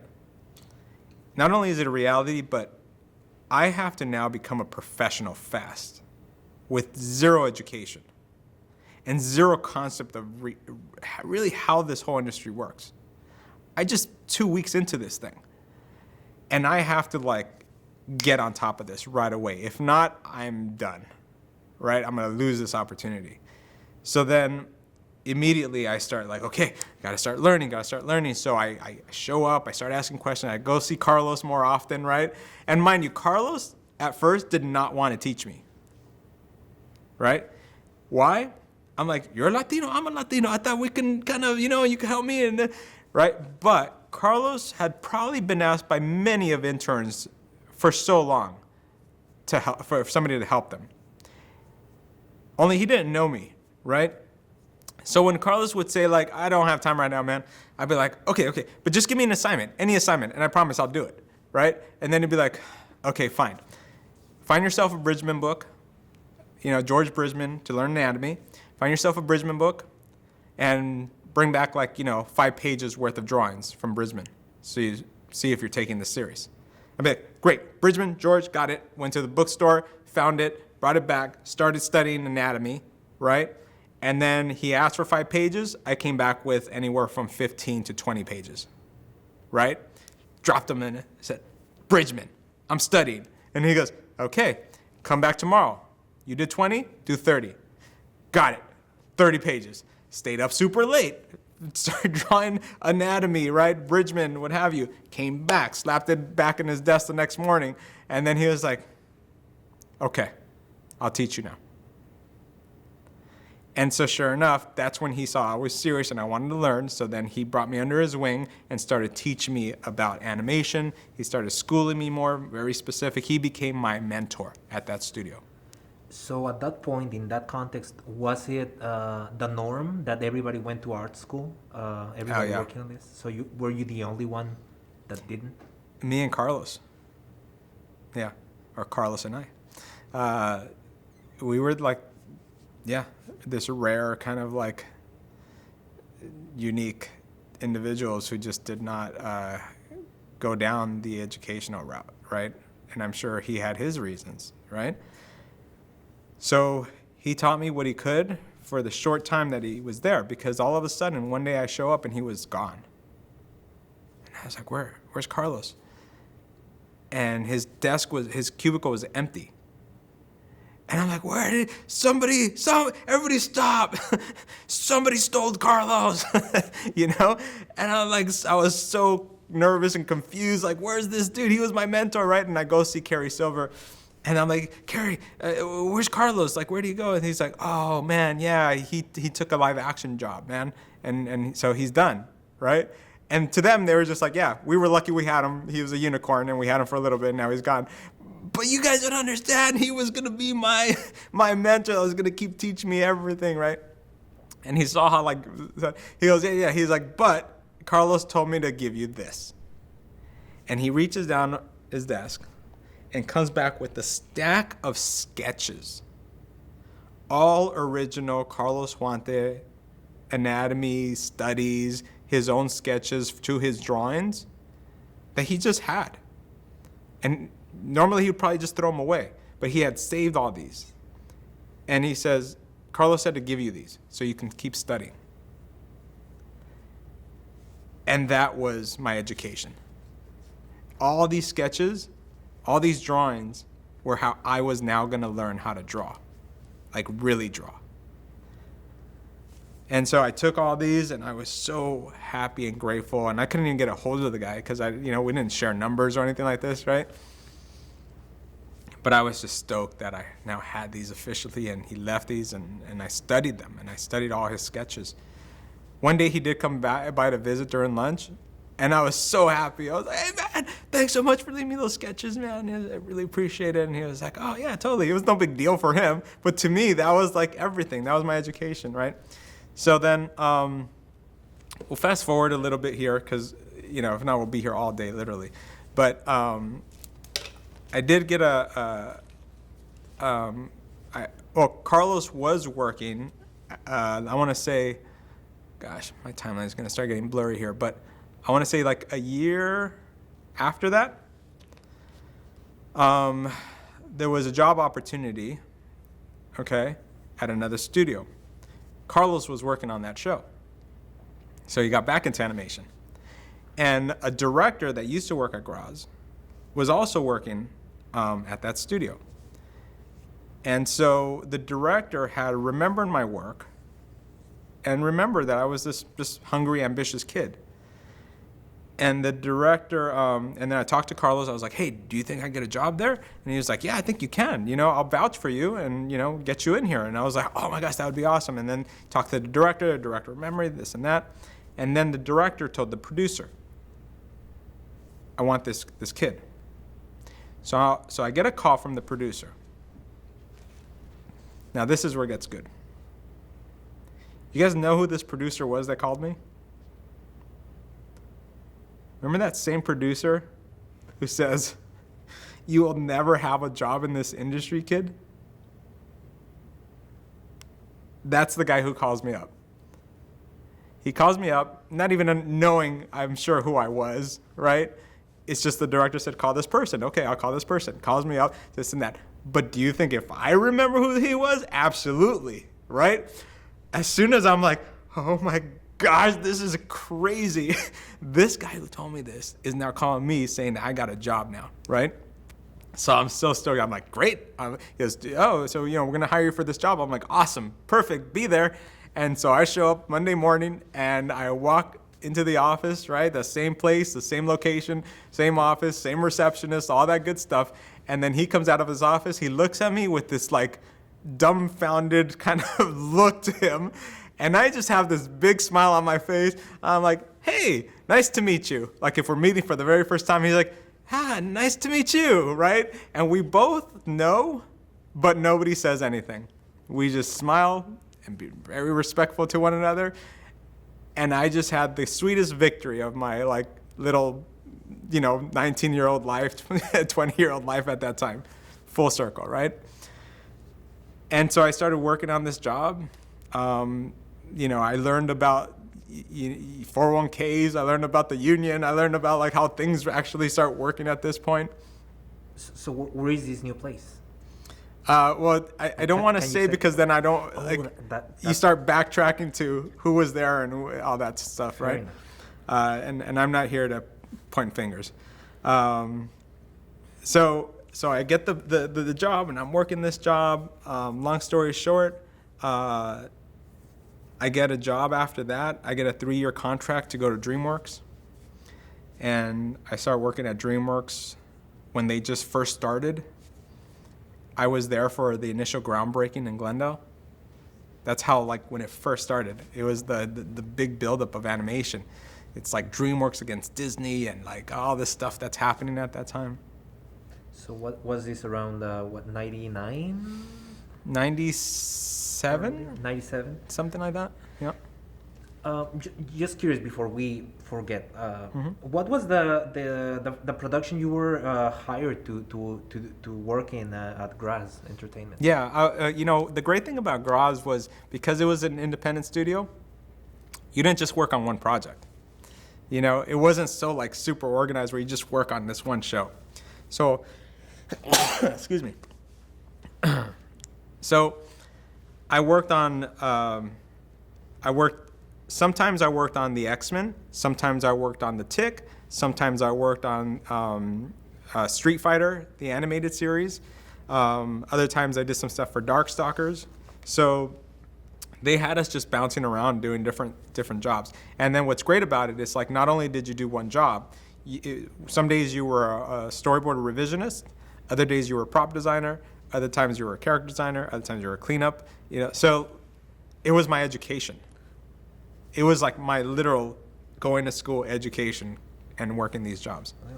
So that plus the mentorship plus the literal training so that was a turning point in terms of getting all that lived experience. Yeah, absolutely. And so a lot of my drive at DreamWorks was I wanted to learn how to develop story. I started really learning, like beyond just drawing, I wanted to start understanding how stories developed and how people wrote, and how you wrote these stories and what the rules were. So I really started getting into development. I met another really good friend of mine was Chris Aguirre. You look for other Latinos, when you work in this industry. And Chris Aguirre is an art director in development. Amazingly talented, guy, and I was like, oh my gosh, this guy's awesome, super talented. I could learn so much from him. So he kind of took me under his wing as well and started teaching me about development, started teaching me about his style. Another guy was Phil Felix. And Phil Felix also took me under his wing and mentored me as well. And mind you, I was about 20 years old around this time, 20, and I turned 21 at DreamWorks. And so while I was there, and I really would go down to the second floor, which was the development department, I would go down there and I would look on the walls to see what were future projects they wanted to work on. And then I would go back to my office, do whatever work on the show I was working on, and I'd stay late at night and start imagining what these shows would look like or these other projects would look like. So I'd start drawing them and developing them myself. Nobody had asked me, nobody had told me, or nobody gave me an assignment. I just started doing these myself. And I would develop a bunch of artwork for them. And then I would go just take to the development department and be like, hey, I did this for fun. And just drop them off. And they'd be like, whoa, you did all this? That's a project we want to work on, but we haven't even started there yet. And you already started doing this? I'm like, yeah, and I just want to. And so I started getting known to be that kid who just goes and develops artwork and just starts doing. So then they started giving me more assignments, actual assignments for that as well. Did any of those earlier voluntary concepts that you were developing, did they make it into production? No. You have to understand, I'd say there's probably about 98% of ideas and projects that never get produced in our industry, right? If you look at the ones that actually make it, it's probably 1%. You know what I mean? As a whole, every year. And I'm sure there's 99.9% that are in development in some way, shape, or form, but just never get produced. But to me, it was just an experience. It was an educational experience to be a part of that and learn how development works and how start working with writers, start working with other artists, start working with different teams in that field of development. Because I had mainly just worked production, right? Where you're just doing the one assignment and you're already on the project that's already moving. This was a different experience. You get to learn how stories are developed. You get to learn how worlds are built. So it was a whole different kind of world for me in that way. So I really kind of got my hands, dirty with a lot of that early development stuff, and that's why I really got excited about the idea of development. Then from DreamWorks, things get mind you, I'm going on almost 28 years now in this industry, so things get a little blurry and foggy for me as far as the timelines and years, right? But there was a point in the late 90s when animation started taking a dive. The industry just wasn't doing well. And so I was like, oh man, I'm going to finish this job soon and I don't have something lined up, and it's not like there's a lot of opportunities out there right now. So I had talked to one of my friends, and he's like, hey, I got this job over at Universal. And I'm like, oh, well, what are they working on? He's like, yeah, but it's not Universal like animation. He's like, it's Universal Creative. I'm like, what is that? He's like, well, you've heard of Imagineering for Disney, right? And I'm like, yeah. Theme park rides and what have you. And I'm like, yeah. Well, this is the same thing, but for Universal. And I'm like, ooh, that sounds really cool. So what is it? He's like, yeah, the animatronics and all the different designs for the stuff that they have at theme parks. I'm working in that department on a super secret project. And I'm like, whoa, dude, I got to know what this is. Tell me about it. And they're looking for a character designer. And I'm like, oh, dude, I want to get in on this, I told him, right? And so he told me what the project was. He's like, they're going to build a Men in Black ride at Universal Studios Florida. It's going to be huge, right? The movie was really big back then, right? And they're going to make a whole theme park ride of Men in Black, the ride. And with a bunch of animatronic aliens, and you're going to be going around shooting and all this kind of stuff, right? And I was like, oh my gosh, this sounds so cool. So he kind of gave me a little hint of what the project was. So immediately I started rendering these really elaborate monsters and creatures and alien-looking things, and I put them in my portfolio, to set myself up, right? So then I show up, and I do the interview, and what did I show? Those amazing creature illustrations that look like alien stuff, and they're like, wow, this is like perfect for what we need, And I'm like, oh, what a surprise. And I look to my friend, I'm like, thanks, So I get the job, and now I'm working in theme park, for Universal Studios Creative. And I start working on the Men in Black ride for Universal Studios Florida. We designed 147 animatronics for that ride. And I didn't know I had the ability to sculpt until I got that job. I think when you're an artist, you don't know you're an artist, and you discover you're an artist, and you don't know what your abilities are until you're just put on the spot to kind of explore your abilities. And so in that same way, I discovered that I knew how to sculpt, because I can draw and I can understand dimension. And now I understood that with clay in my hand, I can also figure out how these things look from all dimensions, right? So that job allowed the opportunity for me to discover that I also can sculpt and I also can draw and illustrate in that way. And so I thoroughly enjoyed that job because I learned how animatronics work. I learned the price points of like robots and how much movements they're going to have, and how you have to create a design around those movements, right? So all these different things I learned from that experience. And then they also were like, oh, we're going to need another character designer for the Men in Black, right? And I'm like, do I know the character designer for you guys? I was like, Carlos Huante worked on the movie, right? So now we're buddies, right? We call each other every once in a while. And so I call Carlos up. I'm like, hey, man, what are you doing? He's like, I'm wrapping up on this job. We're going to be looking for a job soon. I got a job for you, man. And he's like, what? And now I'm returning the favor. And I'm like, dude, so I bring him over, and now we're both working on the Men in Black ride at Universal Studios Florida.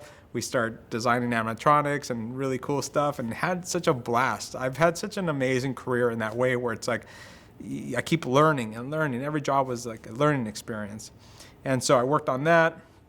Took up some more jobs after that were theme park related. Mm-hmm. How would you compare the routine and the rhythm of working on this type of project versus animation? Very different, because the job is a lot more, you spend more time on one thing. Whereas TV production, it's like, keep moving, next, because you're trying to hit the schedule and hit it. So everything's really fast and fast paced. Whereas this thing was like, you have one alien, you have 2 weeks to like put this all together with this one alien. You get the robot design of what it's going to do. So if it's going to do this, then you have to think about like a really cool alien that you can utilize that looks cool when it does that. You know what I mean? So then your brain's thinking differently. So you have to figure out the mechanics of that.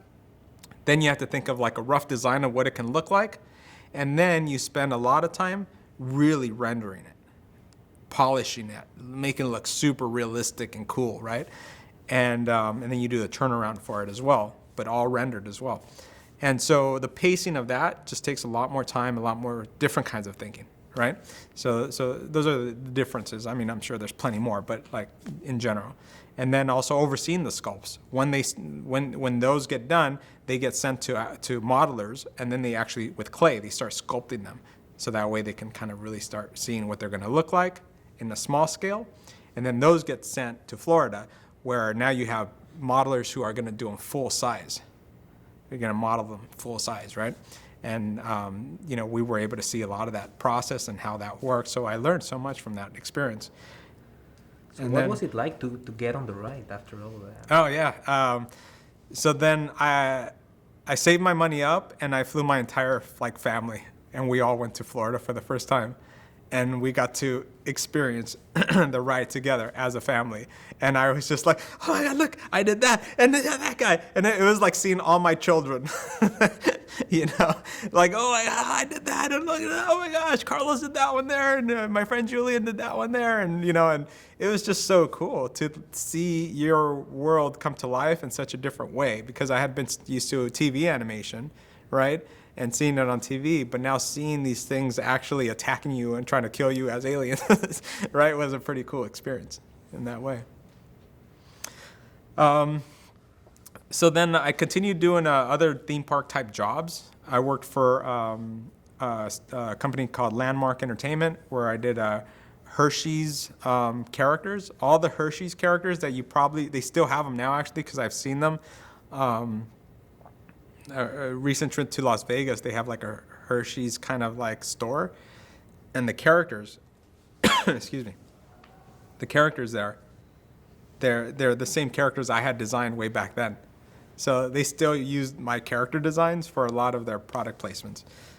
So I designed a lot of that stuff, did a bunch of theme park designs for China. And yeah, it just continued during that path. I'm going to take a small break on there. All right. So I did the theme park stuff for a while. And then I wanted to get into the bigger studios, right? Not that I hadn't worked at, but at that time, there were certain studios that were very exclusive. And what I mean by that is, like, unless you went to Cal Arts or Art Center, you probably couldn't get into these studios. Those studios were mainly Cartoon Network, Nickelodeon, and Disney was like, yeah, really difficult to get into, right? But definitely like the studios that were like, oh, I want to work there at that time were Cartoon Network and Nickelodeon.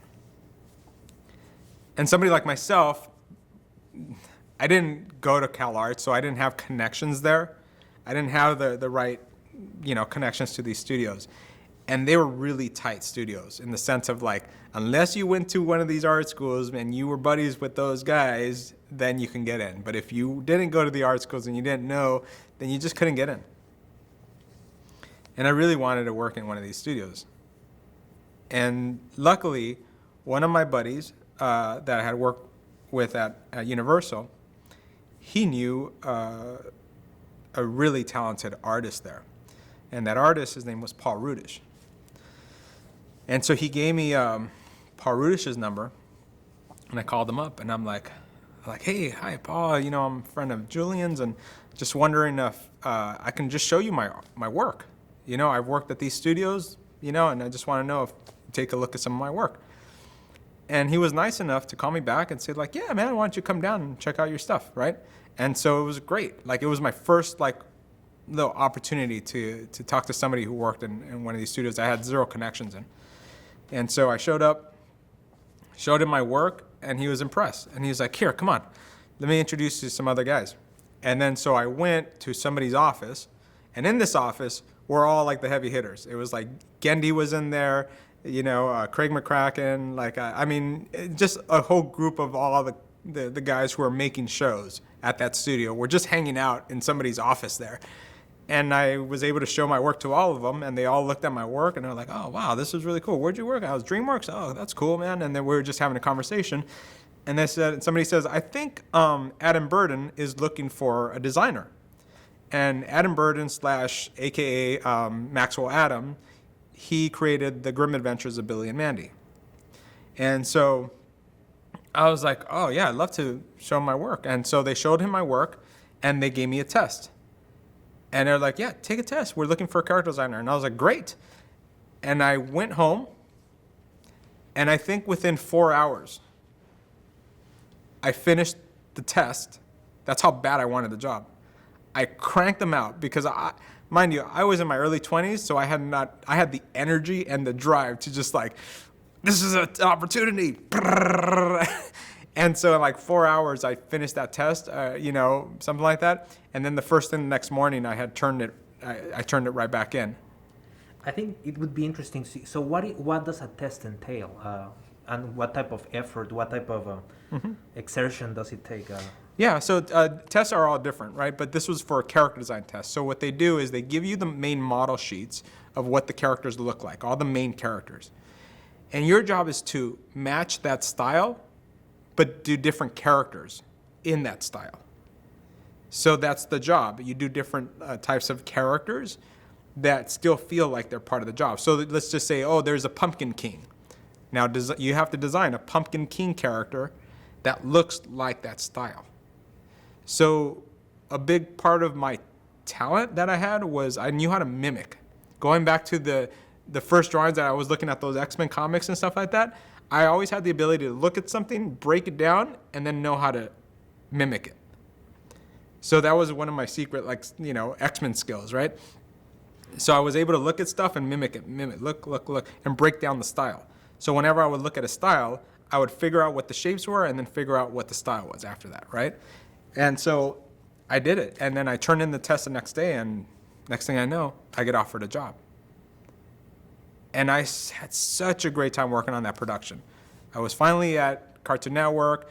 All those guys were working on really cool shows. I think Samurai Jack was just kind of like wrapping up or something like this. And then they started working on Clone Wars. And just there was so much going on at that studio at that time. Foster's Home for Imaginary Kids. There's so much going on.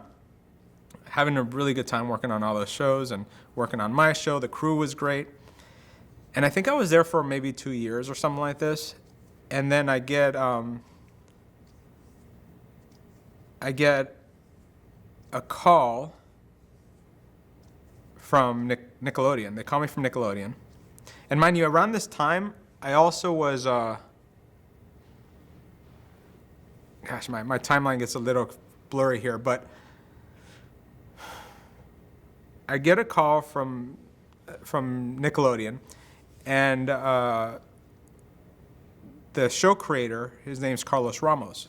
He says, hey, I heard, you do some really cool designs. Would love for you to do some freelance for me. Take some work on the side kind of thing, right? And I'm like, oh, yeah, sure, I'd help you out. Just like a weekend thing, you can help us out so we can catch up on production. I'm like, great. So I take that job on the side as a freelance job. I do the assignment. I turn it in. Then I get a call back, and they're like, hey, the line producer calls me up, says like, hey, we would love to offer you a job. And I'm like, I already have a job. And I'm very happy here. I really enjoyed working on the show I was working on. And they're like, yeah, but just come on in and let's have a conversation. And I'm like, oh man, I know where this is gonna go. They're gonna offer me a job, and I'm gonna have to say no because I'm perfectly fine where I'm at. And so they offer me a job, right? They're like, what would it take for you to leave your job and come work with us, right?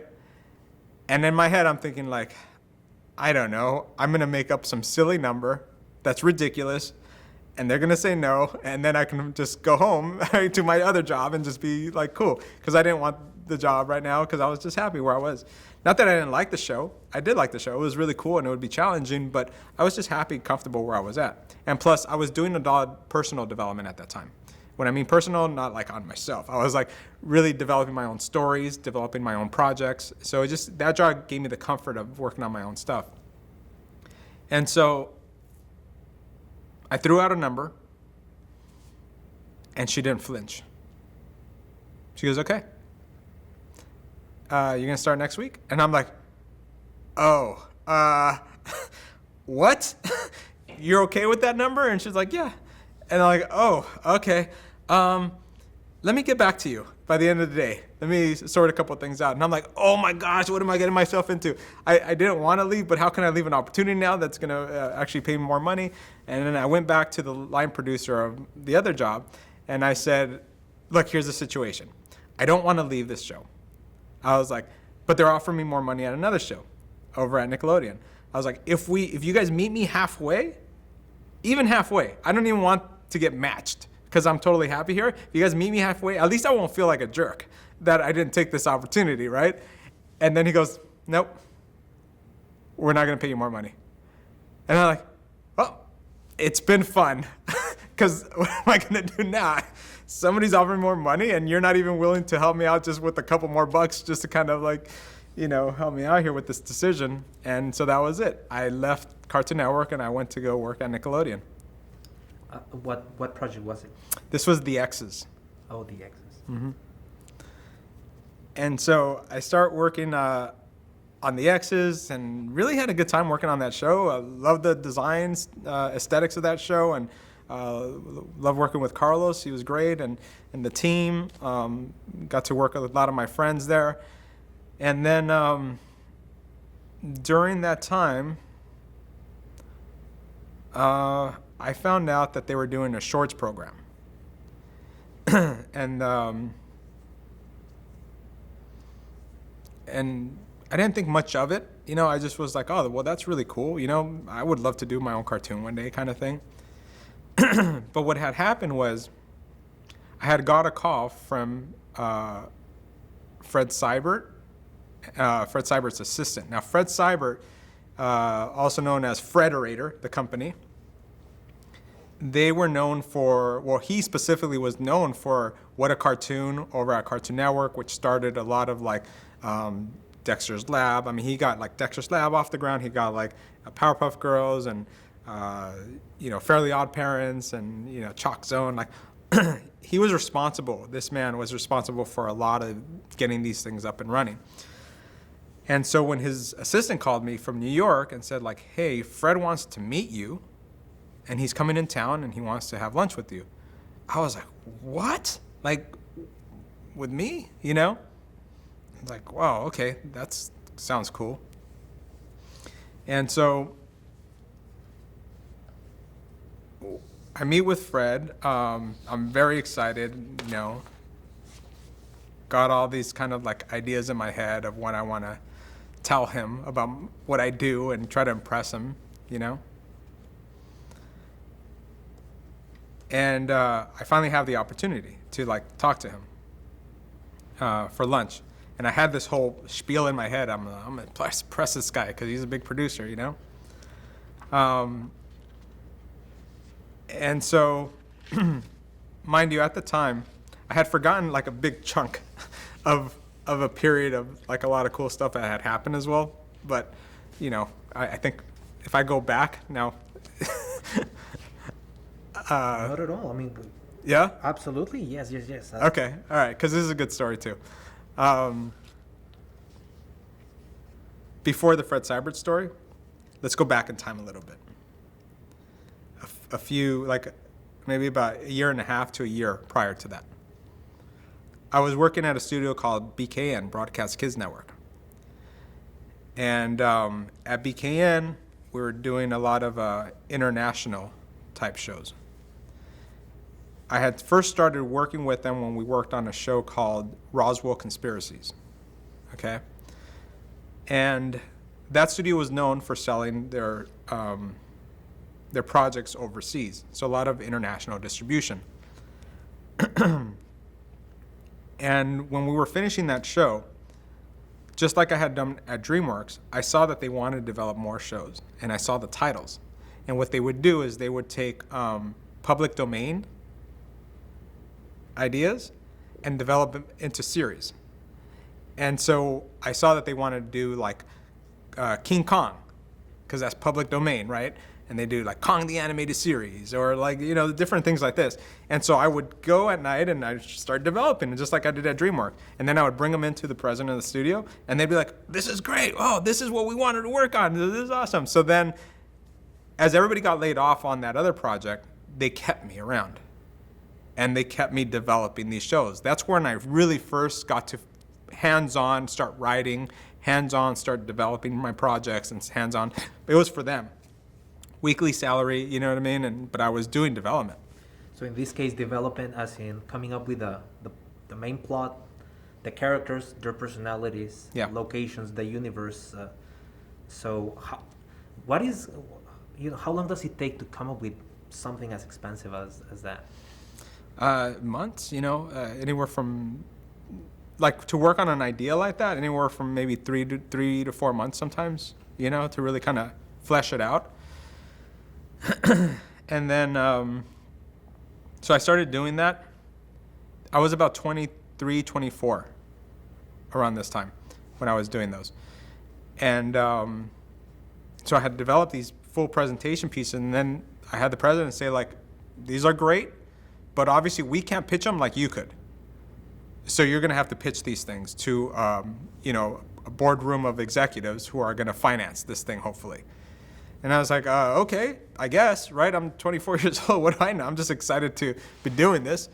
They're like, so we're flying you to England and then we're flying you to Paris. And you're going to be out there pitching these shows to boardrooms. And I'm like, excuse me?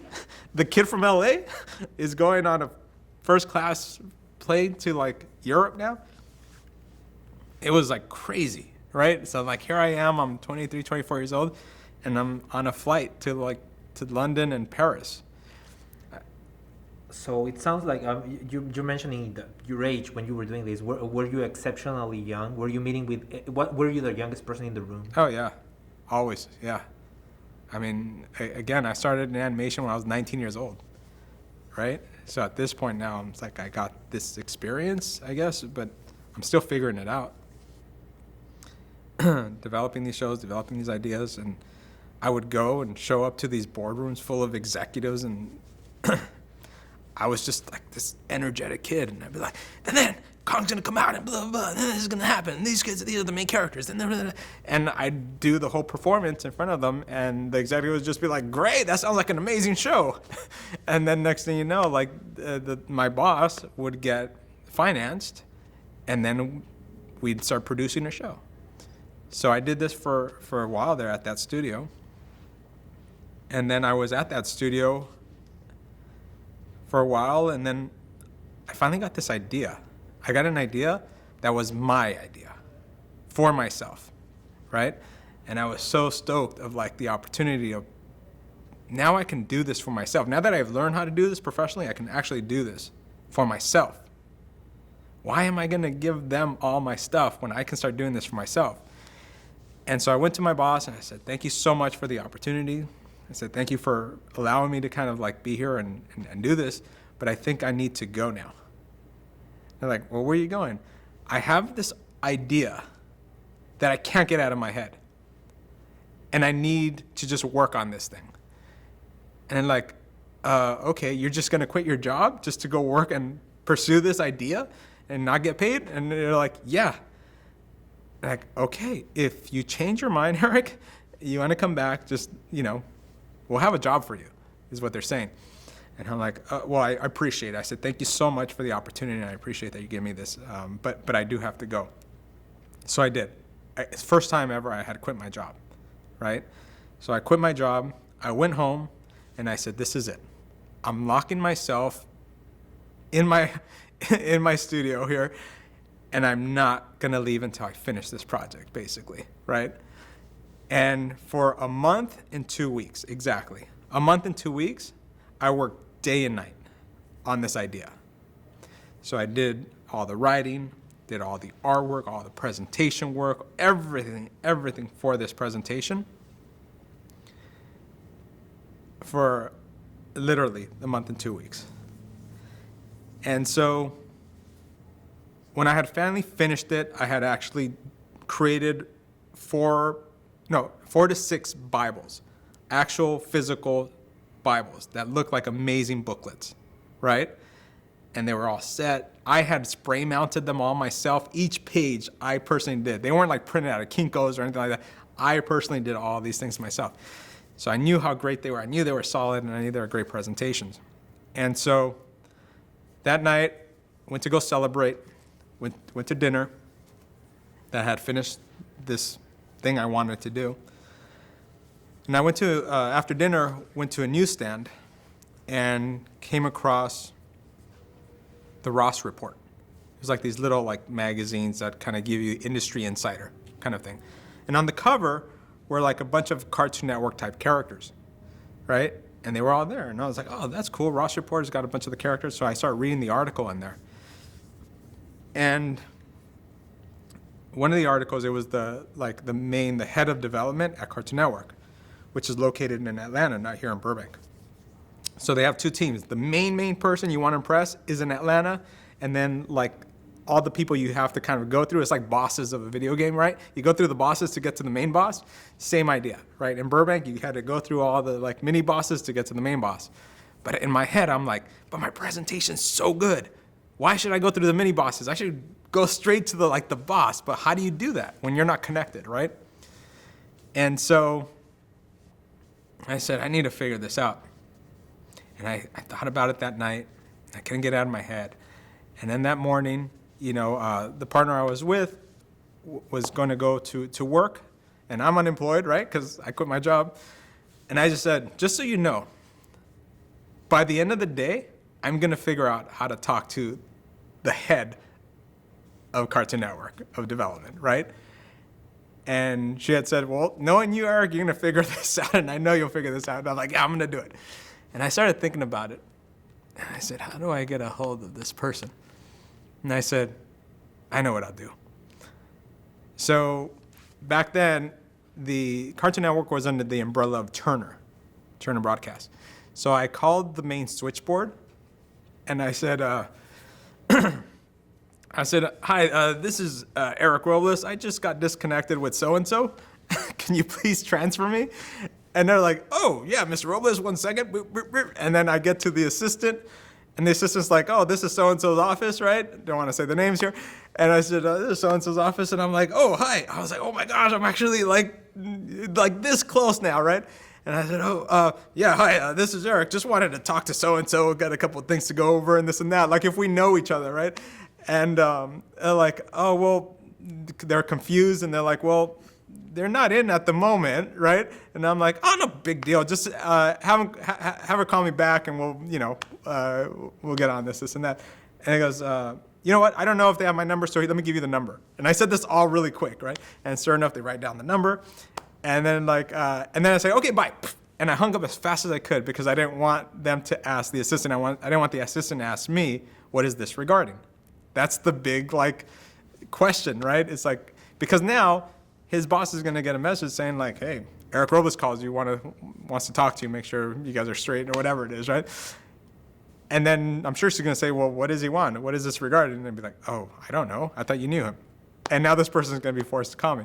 So there I am. I'm at home, unemployed. My buddy comes over. I'm hanging out with my boxers on and just kind of like, whatever, see what happens next, right? And sure enough, my cell phone rings, and it is the head of the studio, right, for development. And then on the other line, I'm like, oh my gosh, this is it. I see the area code, and I'm like, this is not a local area code.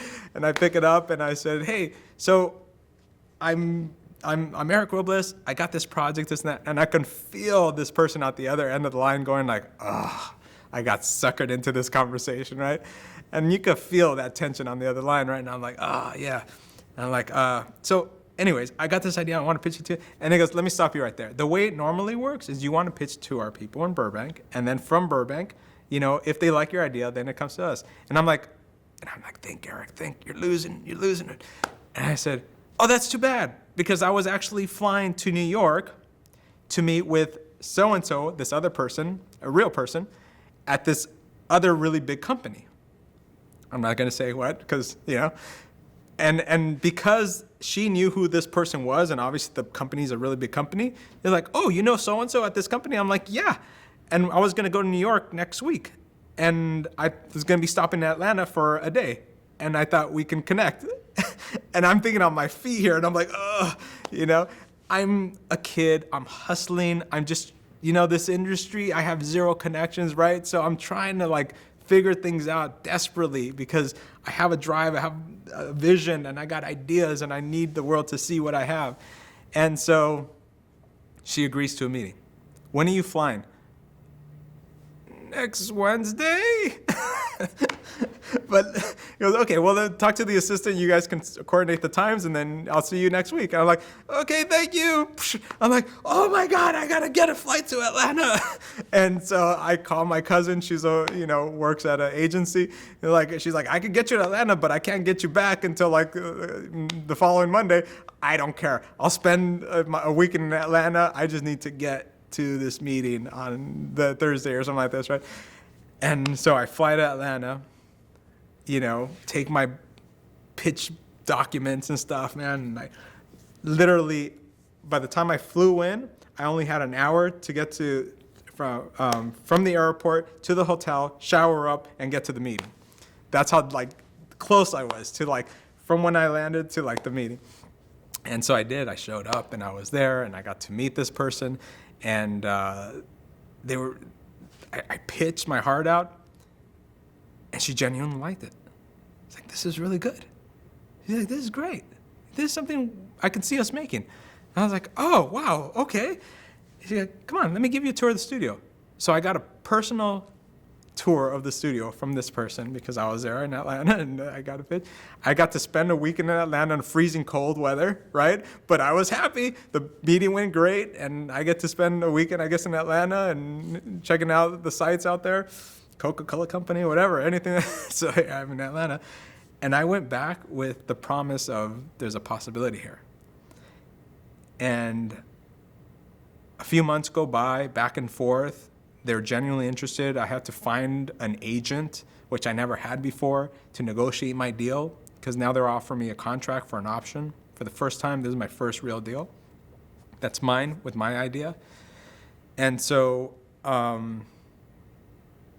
the day or the week I was supposed to sign this contract, that person in Atlanta leaves the job. And I'm like, oh no, what does this mean? I literally have my contract now and I can sign it.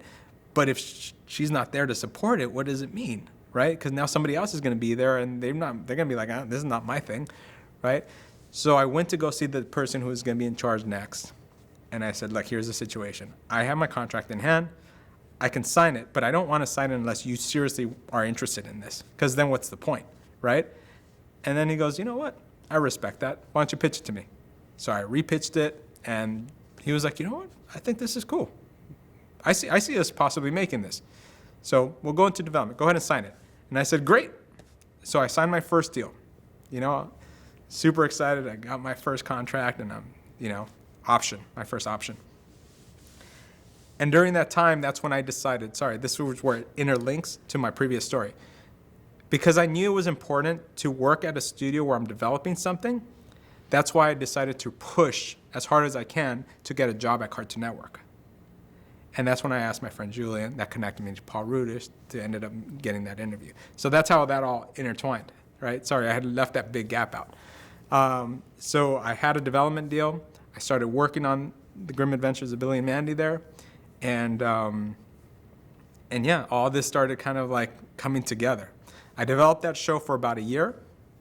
And then another major IP got going at Cartoon Network, and all the attention went to that IP, a very big IP. And so my project got pushed away. And so I was like, all that work, all that amazing stuff that happened, right? But I learned a lot, but I was bummed because I was like, that was my project, that was my baby, And so that's when I decided to take the job over at Nickelodeon. And then when Fred Seibert had called me, now I'm going to come back. When Fred Seibert had called me, I didn't have as much energy to want to develop another show because I had gone through over a year's worth of development on this one project. And that took so much of my energy and late nights and weekends that I was just tired at that point, right? And when Fred said, hey, I want to meet with you. So then I met with him, and I just wanted to impress him. I didn't know what we would get out of this conversation. And then he said, I was expecting a big pitch for him to just kind of say, this is what I do, and I do this and this and that, and maybe he'd be impressed. But he stopped me before I even started that conversation for lunch. It was the first time I had a meeting like that wasn't like an executive meeting. Fred genuinely was asking me questions that you would ask a friend. He's like, so you got brothers and sisters? I said, yeah. So let me tell you about, he's like, well, who are they? I got two sisters. He's like, really?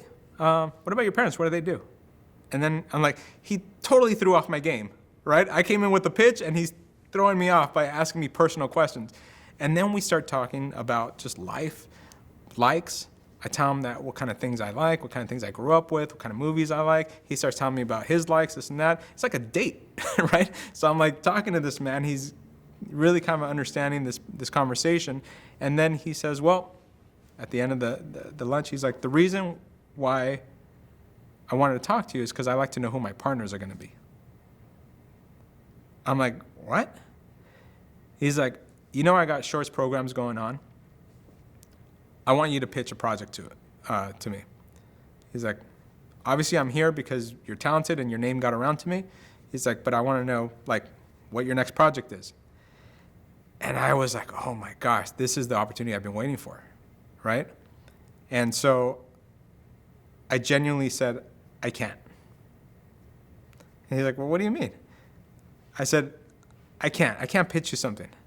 And he's like, what do you mean you can't pitch me something? Don't you got like ideas?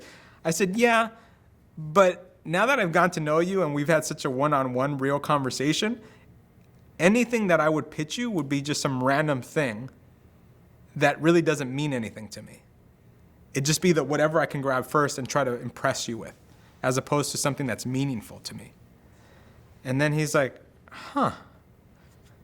He's like, I respect that. He says, I'll tell you what. If you get an idea of something you really want to do in the next like few months, and if I still have a slot open, I personally will fly down and I'll take your pitch. And I was like, wow, that's huge. And I said, deal. We shook hands on it, and that was that. I went back to my car. I grabbed the steering wheel, and I was like, what did I just do? What did I just do? This was like my big opportunity. I just blew it. Yeah, I was like, what did I just do? Like the man just offered me a great opportunity, and I just said no. But it allowed me to really kind of ask my next question, which is like, if I'm going to create something genuine, and I really have a possible opportunity of somebody that's interested in making something, what do I want to say? And I think that's something that a lot of people just don't ask themselves. If you're going to do something, like, what do you want to say? What do you want to create that is you? What is something that is genuinely going to be you, right? And so I started really thinking about, like, what is it about that got me into this in the first place? What is it? And let's go back to when we first started talking here. I grew up in the 80s, man. Video games, cartoons, right? I used to watch reruns of Batman and Robin, the live action one that would come out in the 60s, right? And I think it was so funny to see like these grown men in tights acting like it's a very big deal. And like, you guys are grown men in tights, right? It's kind of funny. And all these things I grew up with, and I grew up at 7-Elevens, like I said, right? Drinking Slurpees, playing video games, right? Acting a fool with my friends. And I wrote all these things down. I love monsters, I love this, and that. I wrote everything down that I loved as a kid. This was the funnest time of my life as a kid. I wrote it all down, and then I said, this, whatever this is my show, because this is me. So then I said, I love comics, I love, these things. I said, I'm a fanboy, right? That's who I am. I'm a fanboy, that's what I am. I was like, and I grew up with my sister, right? I have two sisters, but one of them was closer in age with me, so we would get into trouble a lot. We'd hang out at 7-Elevens, and I was like, this main character, who's me, needs a best friend, so I'd say that's probably like my sister. And they probably think about it. Like the greatest thing you can do as a kid is like, if you can wear your Halloween costume all year long, we would, if we were kids, right? So why not? Why not have these two kids that can wear their Halloween costumes every single day? Because being a kid is the greatest, right? And if that's the dream, let's have these kids have their dream. So Fanboy was one of the kids' names. I said, that's Fanboy. And his best friend. What's his best friend's name? I remember in Batman and Robin, Batman would always call Robin Chum. Come on, Chum, let's go. Da-da-da. And I said, that's it, Chum Chum. So Fanboy and Chum Chum, right? And I said, they're gonna be best friends, man. This is like gonna be the ultimate friendship. They're gonna hang out at 7-Elevens, drinking Slurpees, hanging out with their friends, getting into mischiefs. Like everything that encompassed my childhood is gonna go into this idea. And so I started developing Fanboy and Chum Chum. So was this the first time that you put so much of your, I guess, nostalgia or memories or, all that wonder from your childhood into a show, into a concept that you were developing? Yeah, to this level, yes. To that point where it truly was everything that I am as a kid, like that's the show.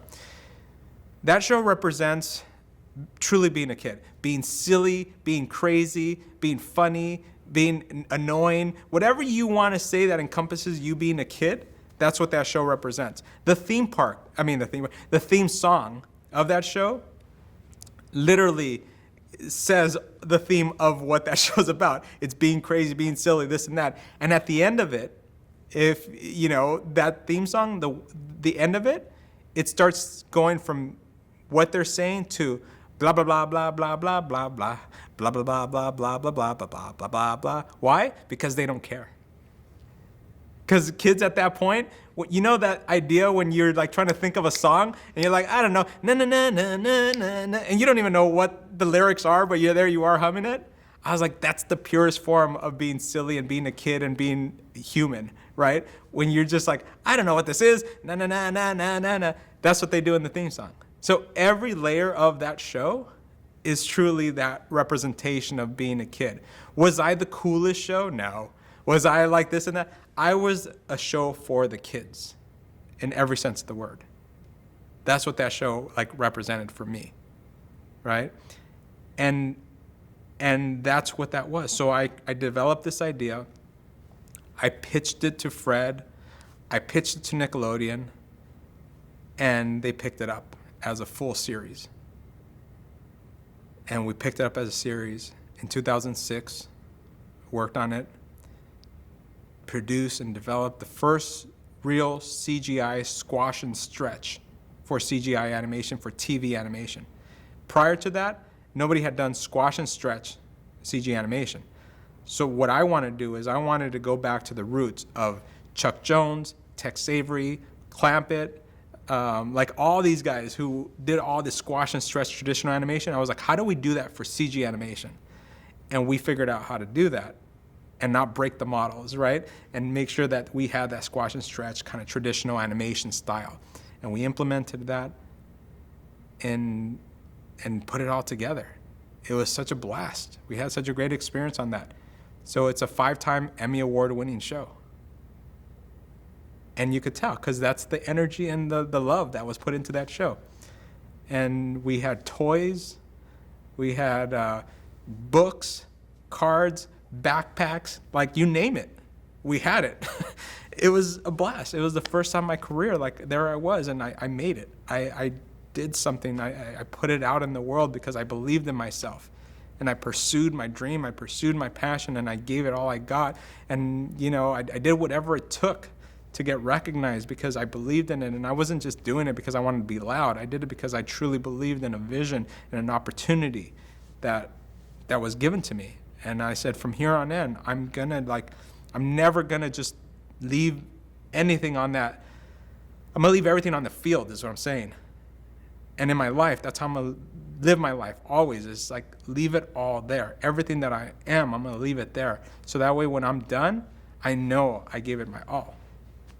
And so we did that show till about 2011-ish, 2012. And then Nickelodeon offered me an overall deal. I was I had this idea of like, why don't we create a team of development artists that are creators, producers, writers? And I pitched this to Nickelodeon where you give us overall deals and we develop shows for you guys internally. And that way you guys are focused and invested in us.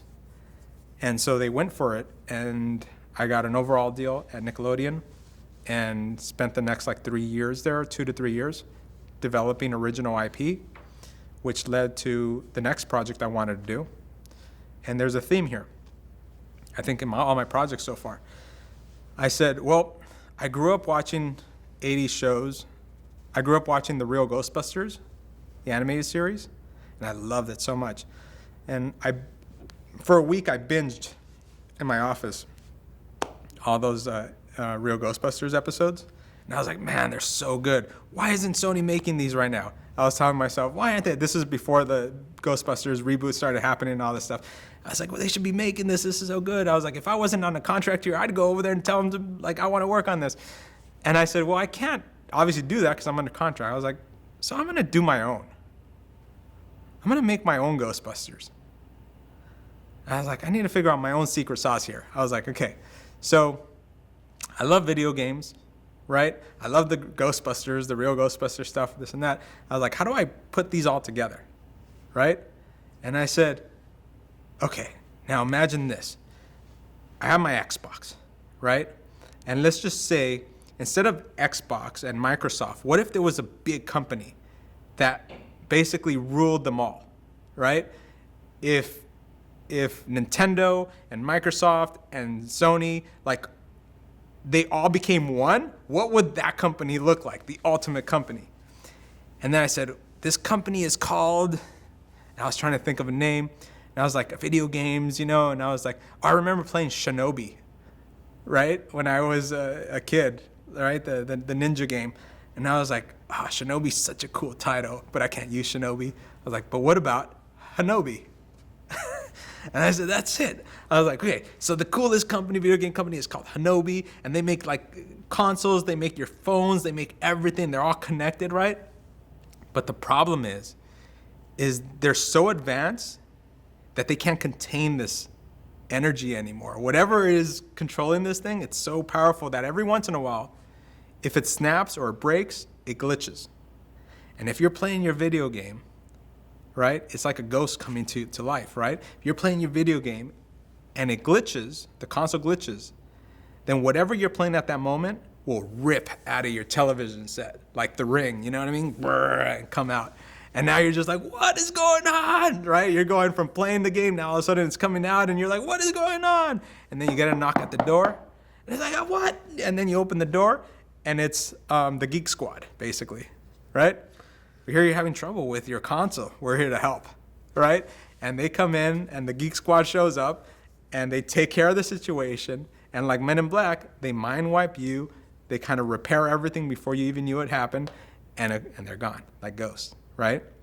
And they're able to do this because they're the ultimate company. They must be like filthy rich, right? And this big corporation now, like, they rather send these IT guys to fix this problem as opposed to getting sued by everybody who would have this situation. So they built like a specific unit that would do this, right?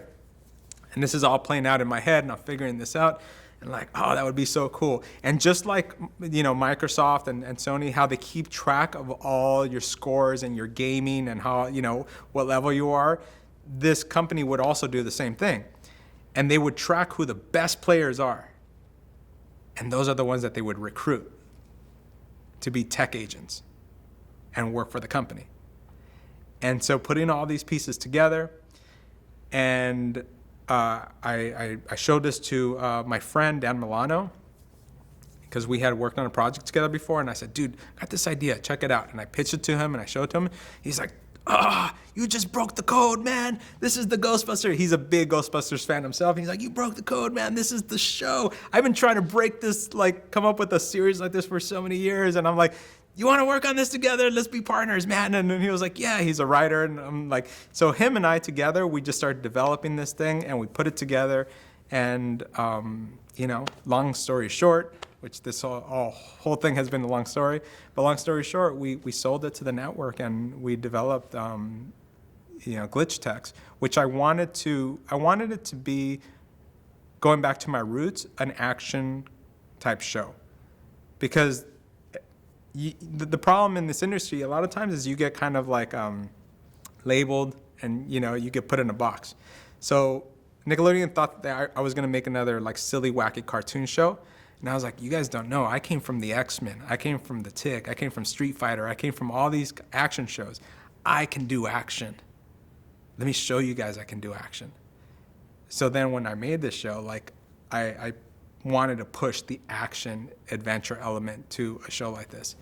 And so that's kind of like what got us going. And, we produced and developed this series. And then mid-production, towards the end of second season, we got picked up for another season, and then we got picked up, which was going to be a third season, but then we got sold to Netflix. And so the licensing of that show ended up going from Nickelodeon to Netflix. And then eventually we aired on Netflix, and then which kind of brings us to where I'm now. And I am working on an amazing, crazy, amazing project that it's probably one of the biggest projects in my career right now that's in development. So that's all you can say. And that's all. Okay, I have a couple of questions about glitch text. Yeah. So one thing that has been recognized about the show is representation and diversity of the cast. one of the main characters is Latino. So can you tell us about developing the creation of High Five? Yeah, at that time, it's funny because at that time when we were developing it, nobody was really putting a spotlight on diversity and, really bringing in whether it's Latinos or any ethnicity, really. And then for networks to say like, oh, we were always on top of that, it wasn't. It wasn't a thing. And I can tell you because I've been in this industry long enough to know that it wasn't a thing. The spotlight came on, and then everybody was like, oh my gosh, we got to do this. The reality for us is I never thought of Fanboy or Chum Chum as Latinos. I never saw them as Caucasians. I never saw them as African Americans, as Asian, nothing. They represented kids as a whole, right? And I didn't grow up in Mexico. I grew up here in LA. So I never really kind of thought myself other than just kind of like, this was my community. These are my people. When I go to 7-Elevens, there's every culture, every ethnicity is in a 7-Eleven. So it's not like, it's something specific. But when Glitch Takes came around, when it first developed it, same idea. Was like, they're just kids. I don't see them as color. I don't see them as race, right? I just see them as kids. But as the show developed from a cartoony show, it started very more cartoony at first because that's what Nickelodeon wanted. And then as it started maturing, then that's when I saw the opportunity, and we had a meeting with the executives, and I started telling them about my childhood, a lot of what I've been sharing with you guys. And one of the executives says, High Five, that's you. You know this character is you. And I'm like, yeah, well, a lot of those stories of that character is me. He's like, but you, that's really like you. You're the Latino kid in this thing. And I'm like, oh my gosh, I didn't even think about that idea, but like, I guess it is me. So then that's when I really kind of started like focusing on saying like, he is a Latino, he is me. So put it out in the world and show kids that like, yes, I am a Latino. The creator of the show is a Latino. So the kid himself is a Latino, right? And so many of the things that happened to this kid in the show happened to me. Now, anybody watching this who's going to watch Glitch Text is going to watch the very first episode, okay? And that episode is about High Five getting an opportunity to play at the big tournament that day, right? But he's helping his grandfather at the truck, the taco truck, right? It's like a combination of Korean and Mexican, right? And he knows that his grandfather's struggling, working, right? And then he has this opportunity, and he's like, oh man, I want to go because I got the opportunity, but I can't because I can't leave my grandfather with all the work, right? And just like my parents did for me, I should have mentioned this earlier, but my parents, when I had told them that I got an opportunity to intern at Garza Entertainment, I almost didn't take the job because me taking that internship meant that I would stop working one of my part-time jobs. And me working one of my part-time jobs, I wouldn't be able to help my parents pay some of the bills at the end of the month. And so when I had told my parents, I was like, I don't know if I should take this because they're not going to pay me for it. And then my dad and my mom says, no, you're going to take this. I was like, but how am I going to help you guys at the end of the month? They're like, don't worry about that. Take this opportunity. And I went for it because my parents like pushed me to say, take the opportunity. They said, we'll figure it out. We'll figure out how to pay the bills. You just take the opportunity. And in Glitch Text, when the grandparents find his wristband and they question him, they say, what's this? And he's like, oh, it's nothing. He's like, it sure looks like something. This is the big opportunity you've been wanting, right? And then he's like, yeah. He's like, well, you're taking it. Like, no, I can't take it. I got to stay here and help you guys in the taco truck, right? And then he's like, no, you're going to take this. You're going to go to the tournament and you're going to take this opportunity. And as a matter of fact, we're going to take you there. And then that's when they go to the tournament. That's straight from my life. Those stories, a lot of these things in that show, little moments in there, not all of it, of course, a lot of it is big, right? But there's moments in there that are true to my life experience. And that's what I try to do, is put those kinds of like experiences in there. My dad, he never went to prison, but I had uncles who went to prison. And in the show, High Five's dad is actually incarcerated. When I was a kid, I never saw my uncles as bad guys or anything like that. They were my uncles. I loved them. And I would love visiting them when they were in prison. I remember taking the trips up to visit them and being there, and they would be incarcerated. But I was just excited to see them. They were my tios. They were my uncles, you know? And so I wanted that if there's kids out there that have uncles, family members, parents that are incarcerated, I wanted to relate to them. And I wanted to say, like, High Five is not embarrassed by this. He loves his dad, regardless of what his dad did to get in there.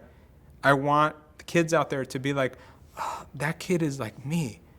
And he's not ashamed of his parents or his uncles or his family members. He loves them regardless of whatever they did in their lives. And, you know, we all make mistakes. So there's certain stories and things in that show, just like there are in Fanboy and Chum Chum, my childhood stuff, that I try to implement in every one of these projects that I work on. Okay. Can we make a quick pause? Okay. So some details about things you mentioned that I think were really interesting, trying to locate things in time and place. What 7-Eleven are you talking about? Where was that Dragon's Lair cabinet? Yeah, so that was on Glendale Avenue in Glendale. And we lived in Glendale Avenue, and there was a 7-Eleven right in the corner of where we used to live. That was like the hangout spot, like for us. Did you ever see the game, through like Phoenix, like No. No? Me personally, like I couldn't get through. I didn't know anybody, even that kid who was really good, never got through it. It wasn't until it was available on DVD that you can actually put it on your DVD and you can scroll through every one of those scenes. It wasn't until I was a lot older where I was finally able to see the entirety of that game. And then obviously Space Ace was another one. Dragon's Lair 2 was another one, and I was able to enjoy those finally. And I got to meet Don Bluth at Comic-Con once and had him draw Dirk the Daring for me. So you mentioned there was the story about you asking your sisters to write situations or characters and you kind of coming up with the visuals. So how did your sisters factor into this creative side of you? How did they react to this? I don't know. I think they just saw it as like their brothers just goofing around drawing. And my mom was really the one who really encouraged it. She was so supportive. I would come home with airbrush compactors and machines and stuff, and she's like, "What are you gonna do now?" And I'm like, "I got an airbrush thing, so they lent it to me from school, and I want an airbrush, right?" And or friends of mine had one, and she would put newspapers up in our little dining room area and then let me go to town. Figure out my art, she just encouraged my art. And she herself she used to draw, but then she just got very shy about it and then stopped doing it. But she would just encourage me and keep doing it. And she would say, "Ay, esos monstruos, those monsters you draw, they're so ugly." And I'd be like, "I just like drawing monsters, Mom." All right. So I guess there's a question about glitch text. I think it kind of dovetails with some of the reflections, so I'll make sure to bring it up. Mm-hmm. So, Fanboy and Chum Chum won Emmys, so got official recognition beyond all the other success. So can you tell us a little bit about getting nominated and eventually winning that type of recognition? Yeah, I mean, it's huge. Before that, we won a Kids' Choice Awards, which was really fun, and got to go to the award ceremony and saw that happen. But the Emmys was big. That was a big deal. I mean, in our industry of entertainment, right, getting an Emmy Award is that's the goal. And felt very surreal. Even going there was this kind of slight doubt, even being there, right? You're just like, okay, I'm here.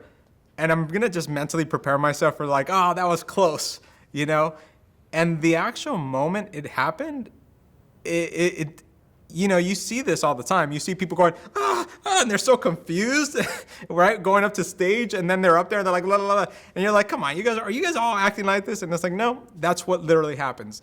every thought, like you kind of just say like, it's not going to be me. So you prep yourself for it's not. And then when it is you, you forget and you don't know where you are and you don't know what to do. And that's kind of like what happened that day.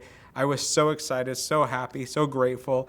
And that day I remember, or that night, not only did we celebrate there, but then my wife and I, when we were on our way out, the valet guy was like, "Oh, wow, you guys won." I'm like, "Yeah, man, you want to hold it? Check it out." And he's holding it, and he's like, "Whoa," taking selfies with it. And then we ended up going to Taco Bell that night. Here I am with Emmys, right? And I'm like, "Let's go to Taco Bell." And we went to Taco Bell, and the person at the drive-thru was like, "What? We just want an Emmy." They're like, "What?" And then I hand it to them, and they're inside Taco Bell, passing it around, showing it to one another, and we get it. So it's like perfect. Because that's who we are. Like, we're kind of ghetto at the same time at heart, right? Like, I grew up in like crazy neighborhoods with crazy people, enjoying the festivities of like anything and everything all at once. And that night was like the surrealness of going to like a fancy kind of like event with my tuxedo. And at the end of the night, going back to my people in the kitchen, being like, "Ganamos un Emmy, mira!" Being excited about it and just passing it around to, and so that full circleness of it all just felt awesome.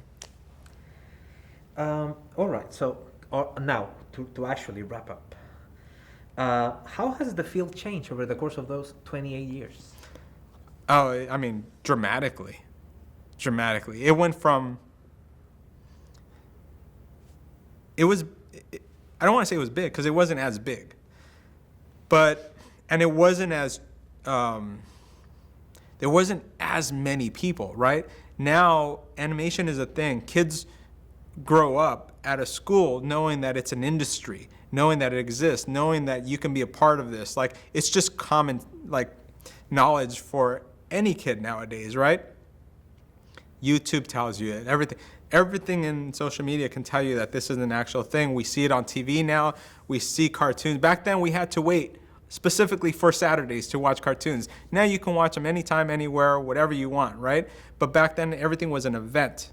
So the industry itself, like, it went from being this really kind of tight industry, very difficult industry, to now being more of a possibility. Excuse me. And education, the education of it all, you don't have to go to the Cal Arts anymore. You don't have to go to the special art schools anymore. The education is out there now. The knowledge, the know-how, and understanding how it all works, you can get that now. If you have money, if you don't have money, it's out there, and you can learn. And so, I feel like that's a big part of it. Is, the learning of it all, the accessibility of it is great. And I'm just happy to be a part of it. At the same time, I'm able to tell this story to you and to anybody out there listening. Like, this was my journey, this is my story, and I'm not done. I still have a lot of ideas and a lot I want to say.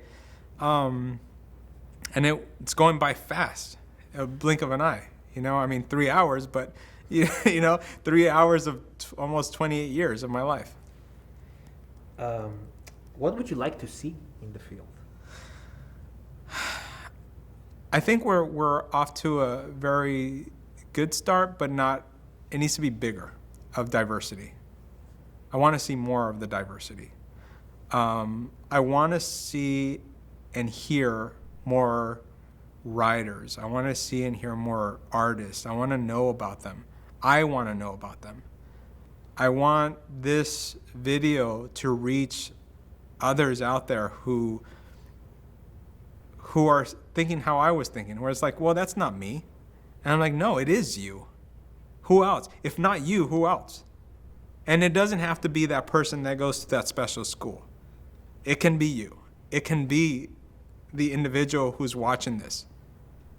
And you don't have to come from money. You don't have to be a certain race. You don't have to be a certain religion. Like, it doesn't matter. You just have to have the want and the drive of wanting to do whatever it is. If it's animation, if it's music, mechanic, whatever. But just want to be the best at it. Like, that's the only way this is going to happen for you. This is the one life that we have. And I wanna leave my mark in this life. And I wanna say what I have to say. And even if one person listens, that's all that matters.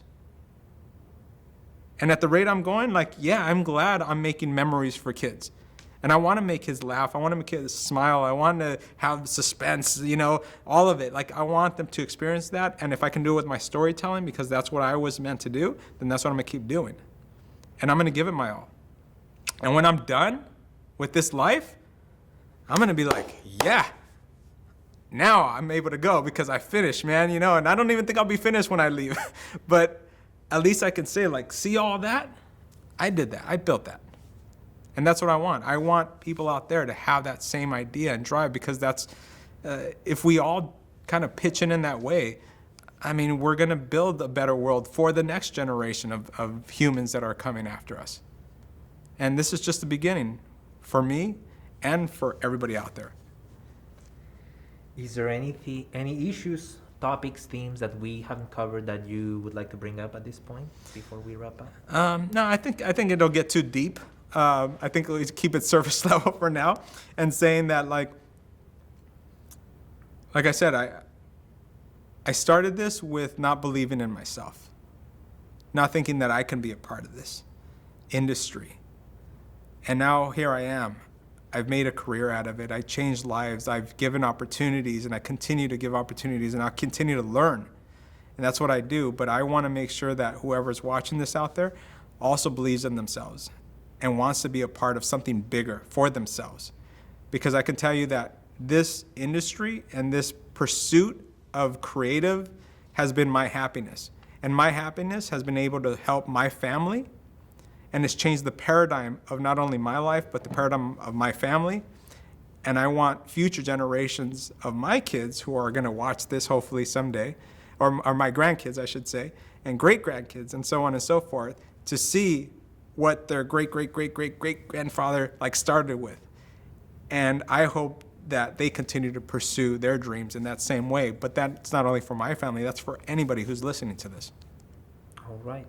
Well, thank you so much for sharing all of this with us. Thank you. All right. I think we're done.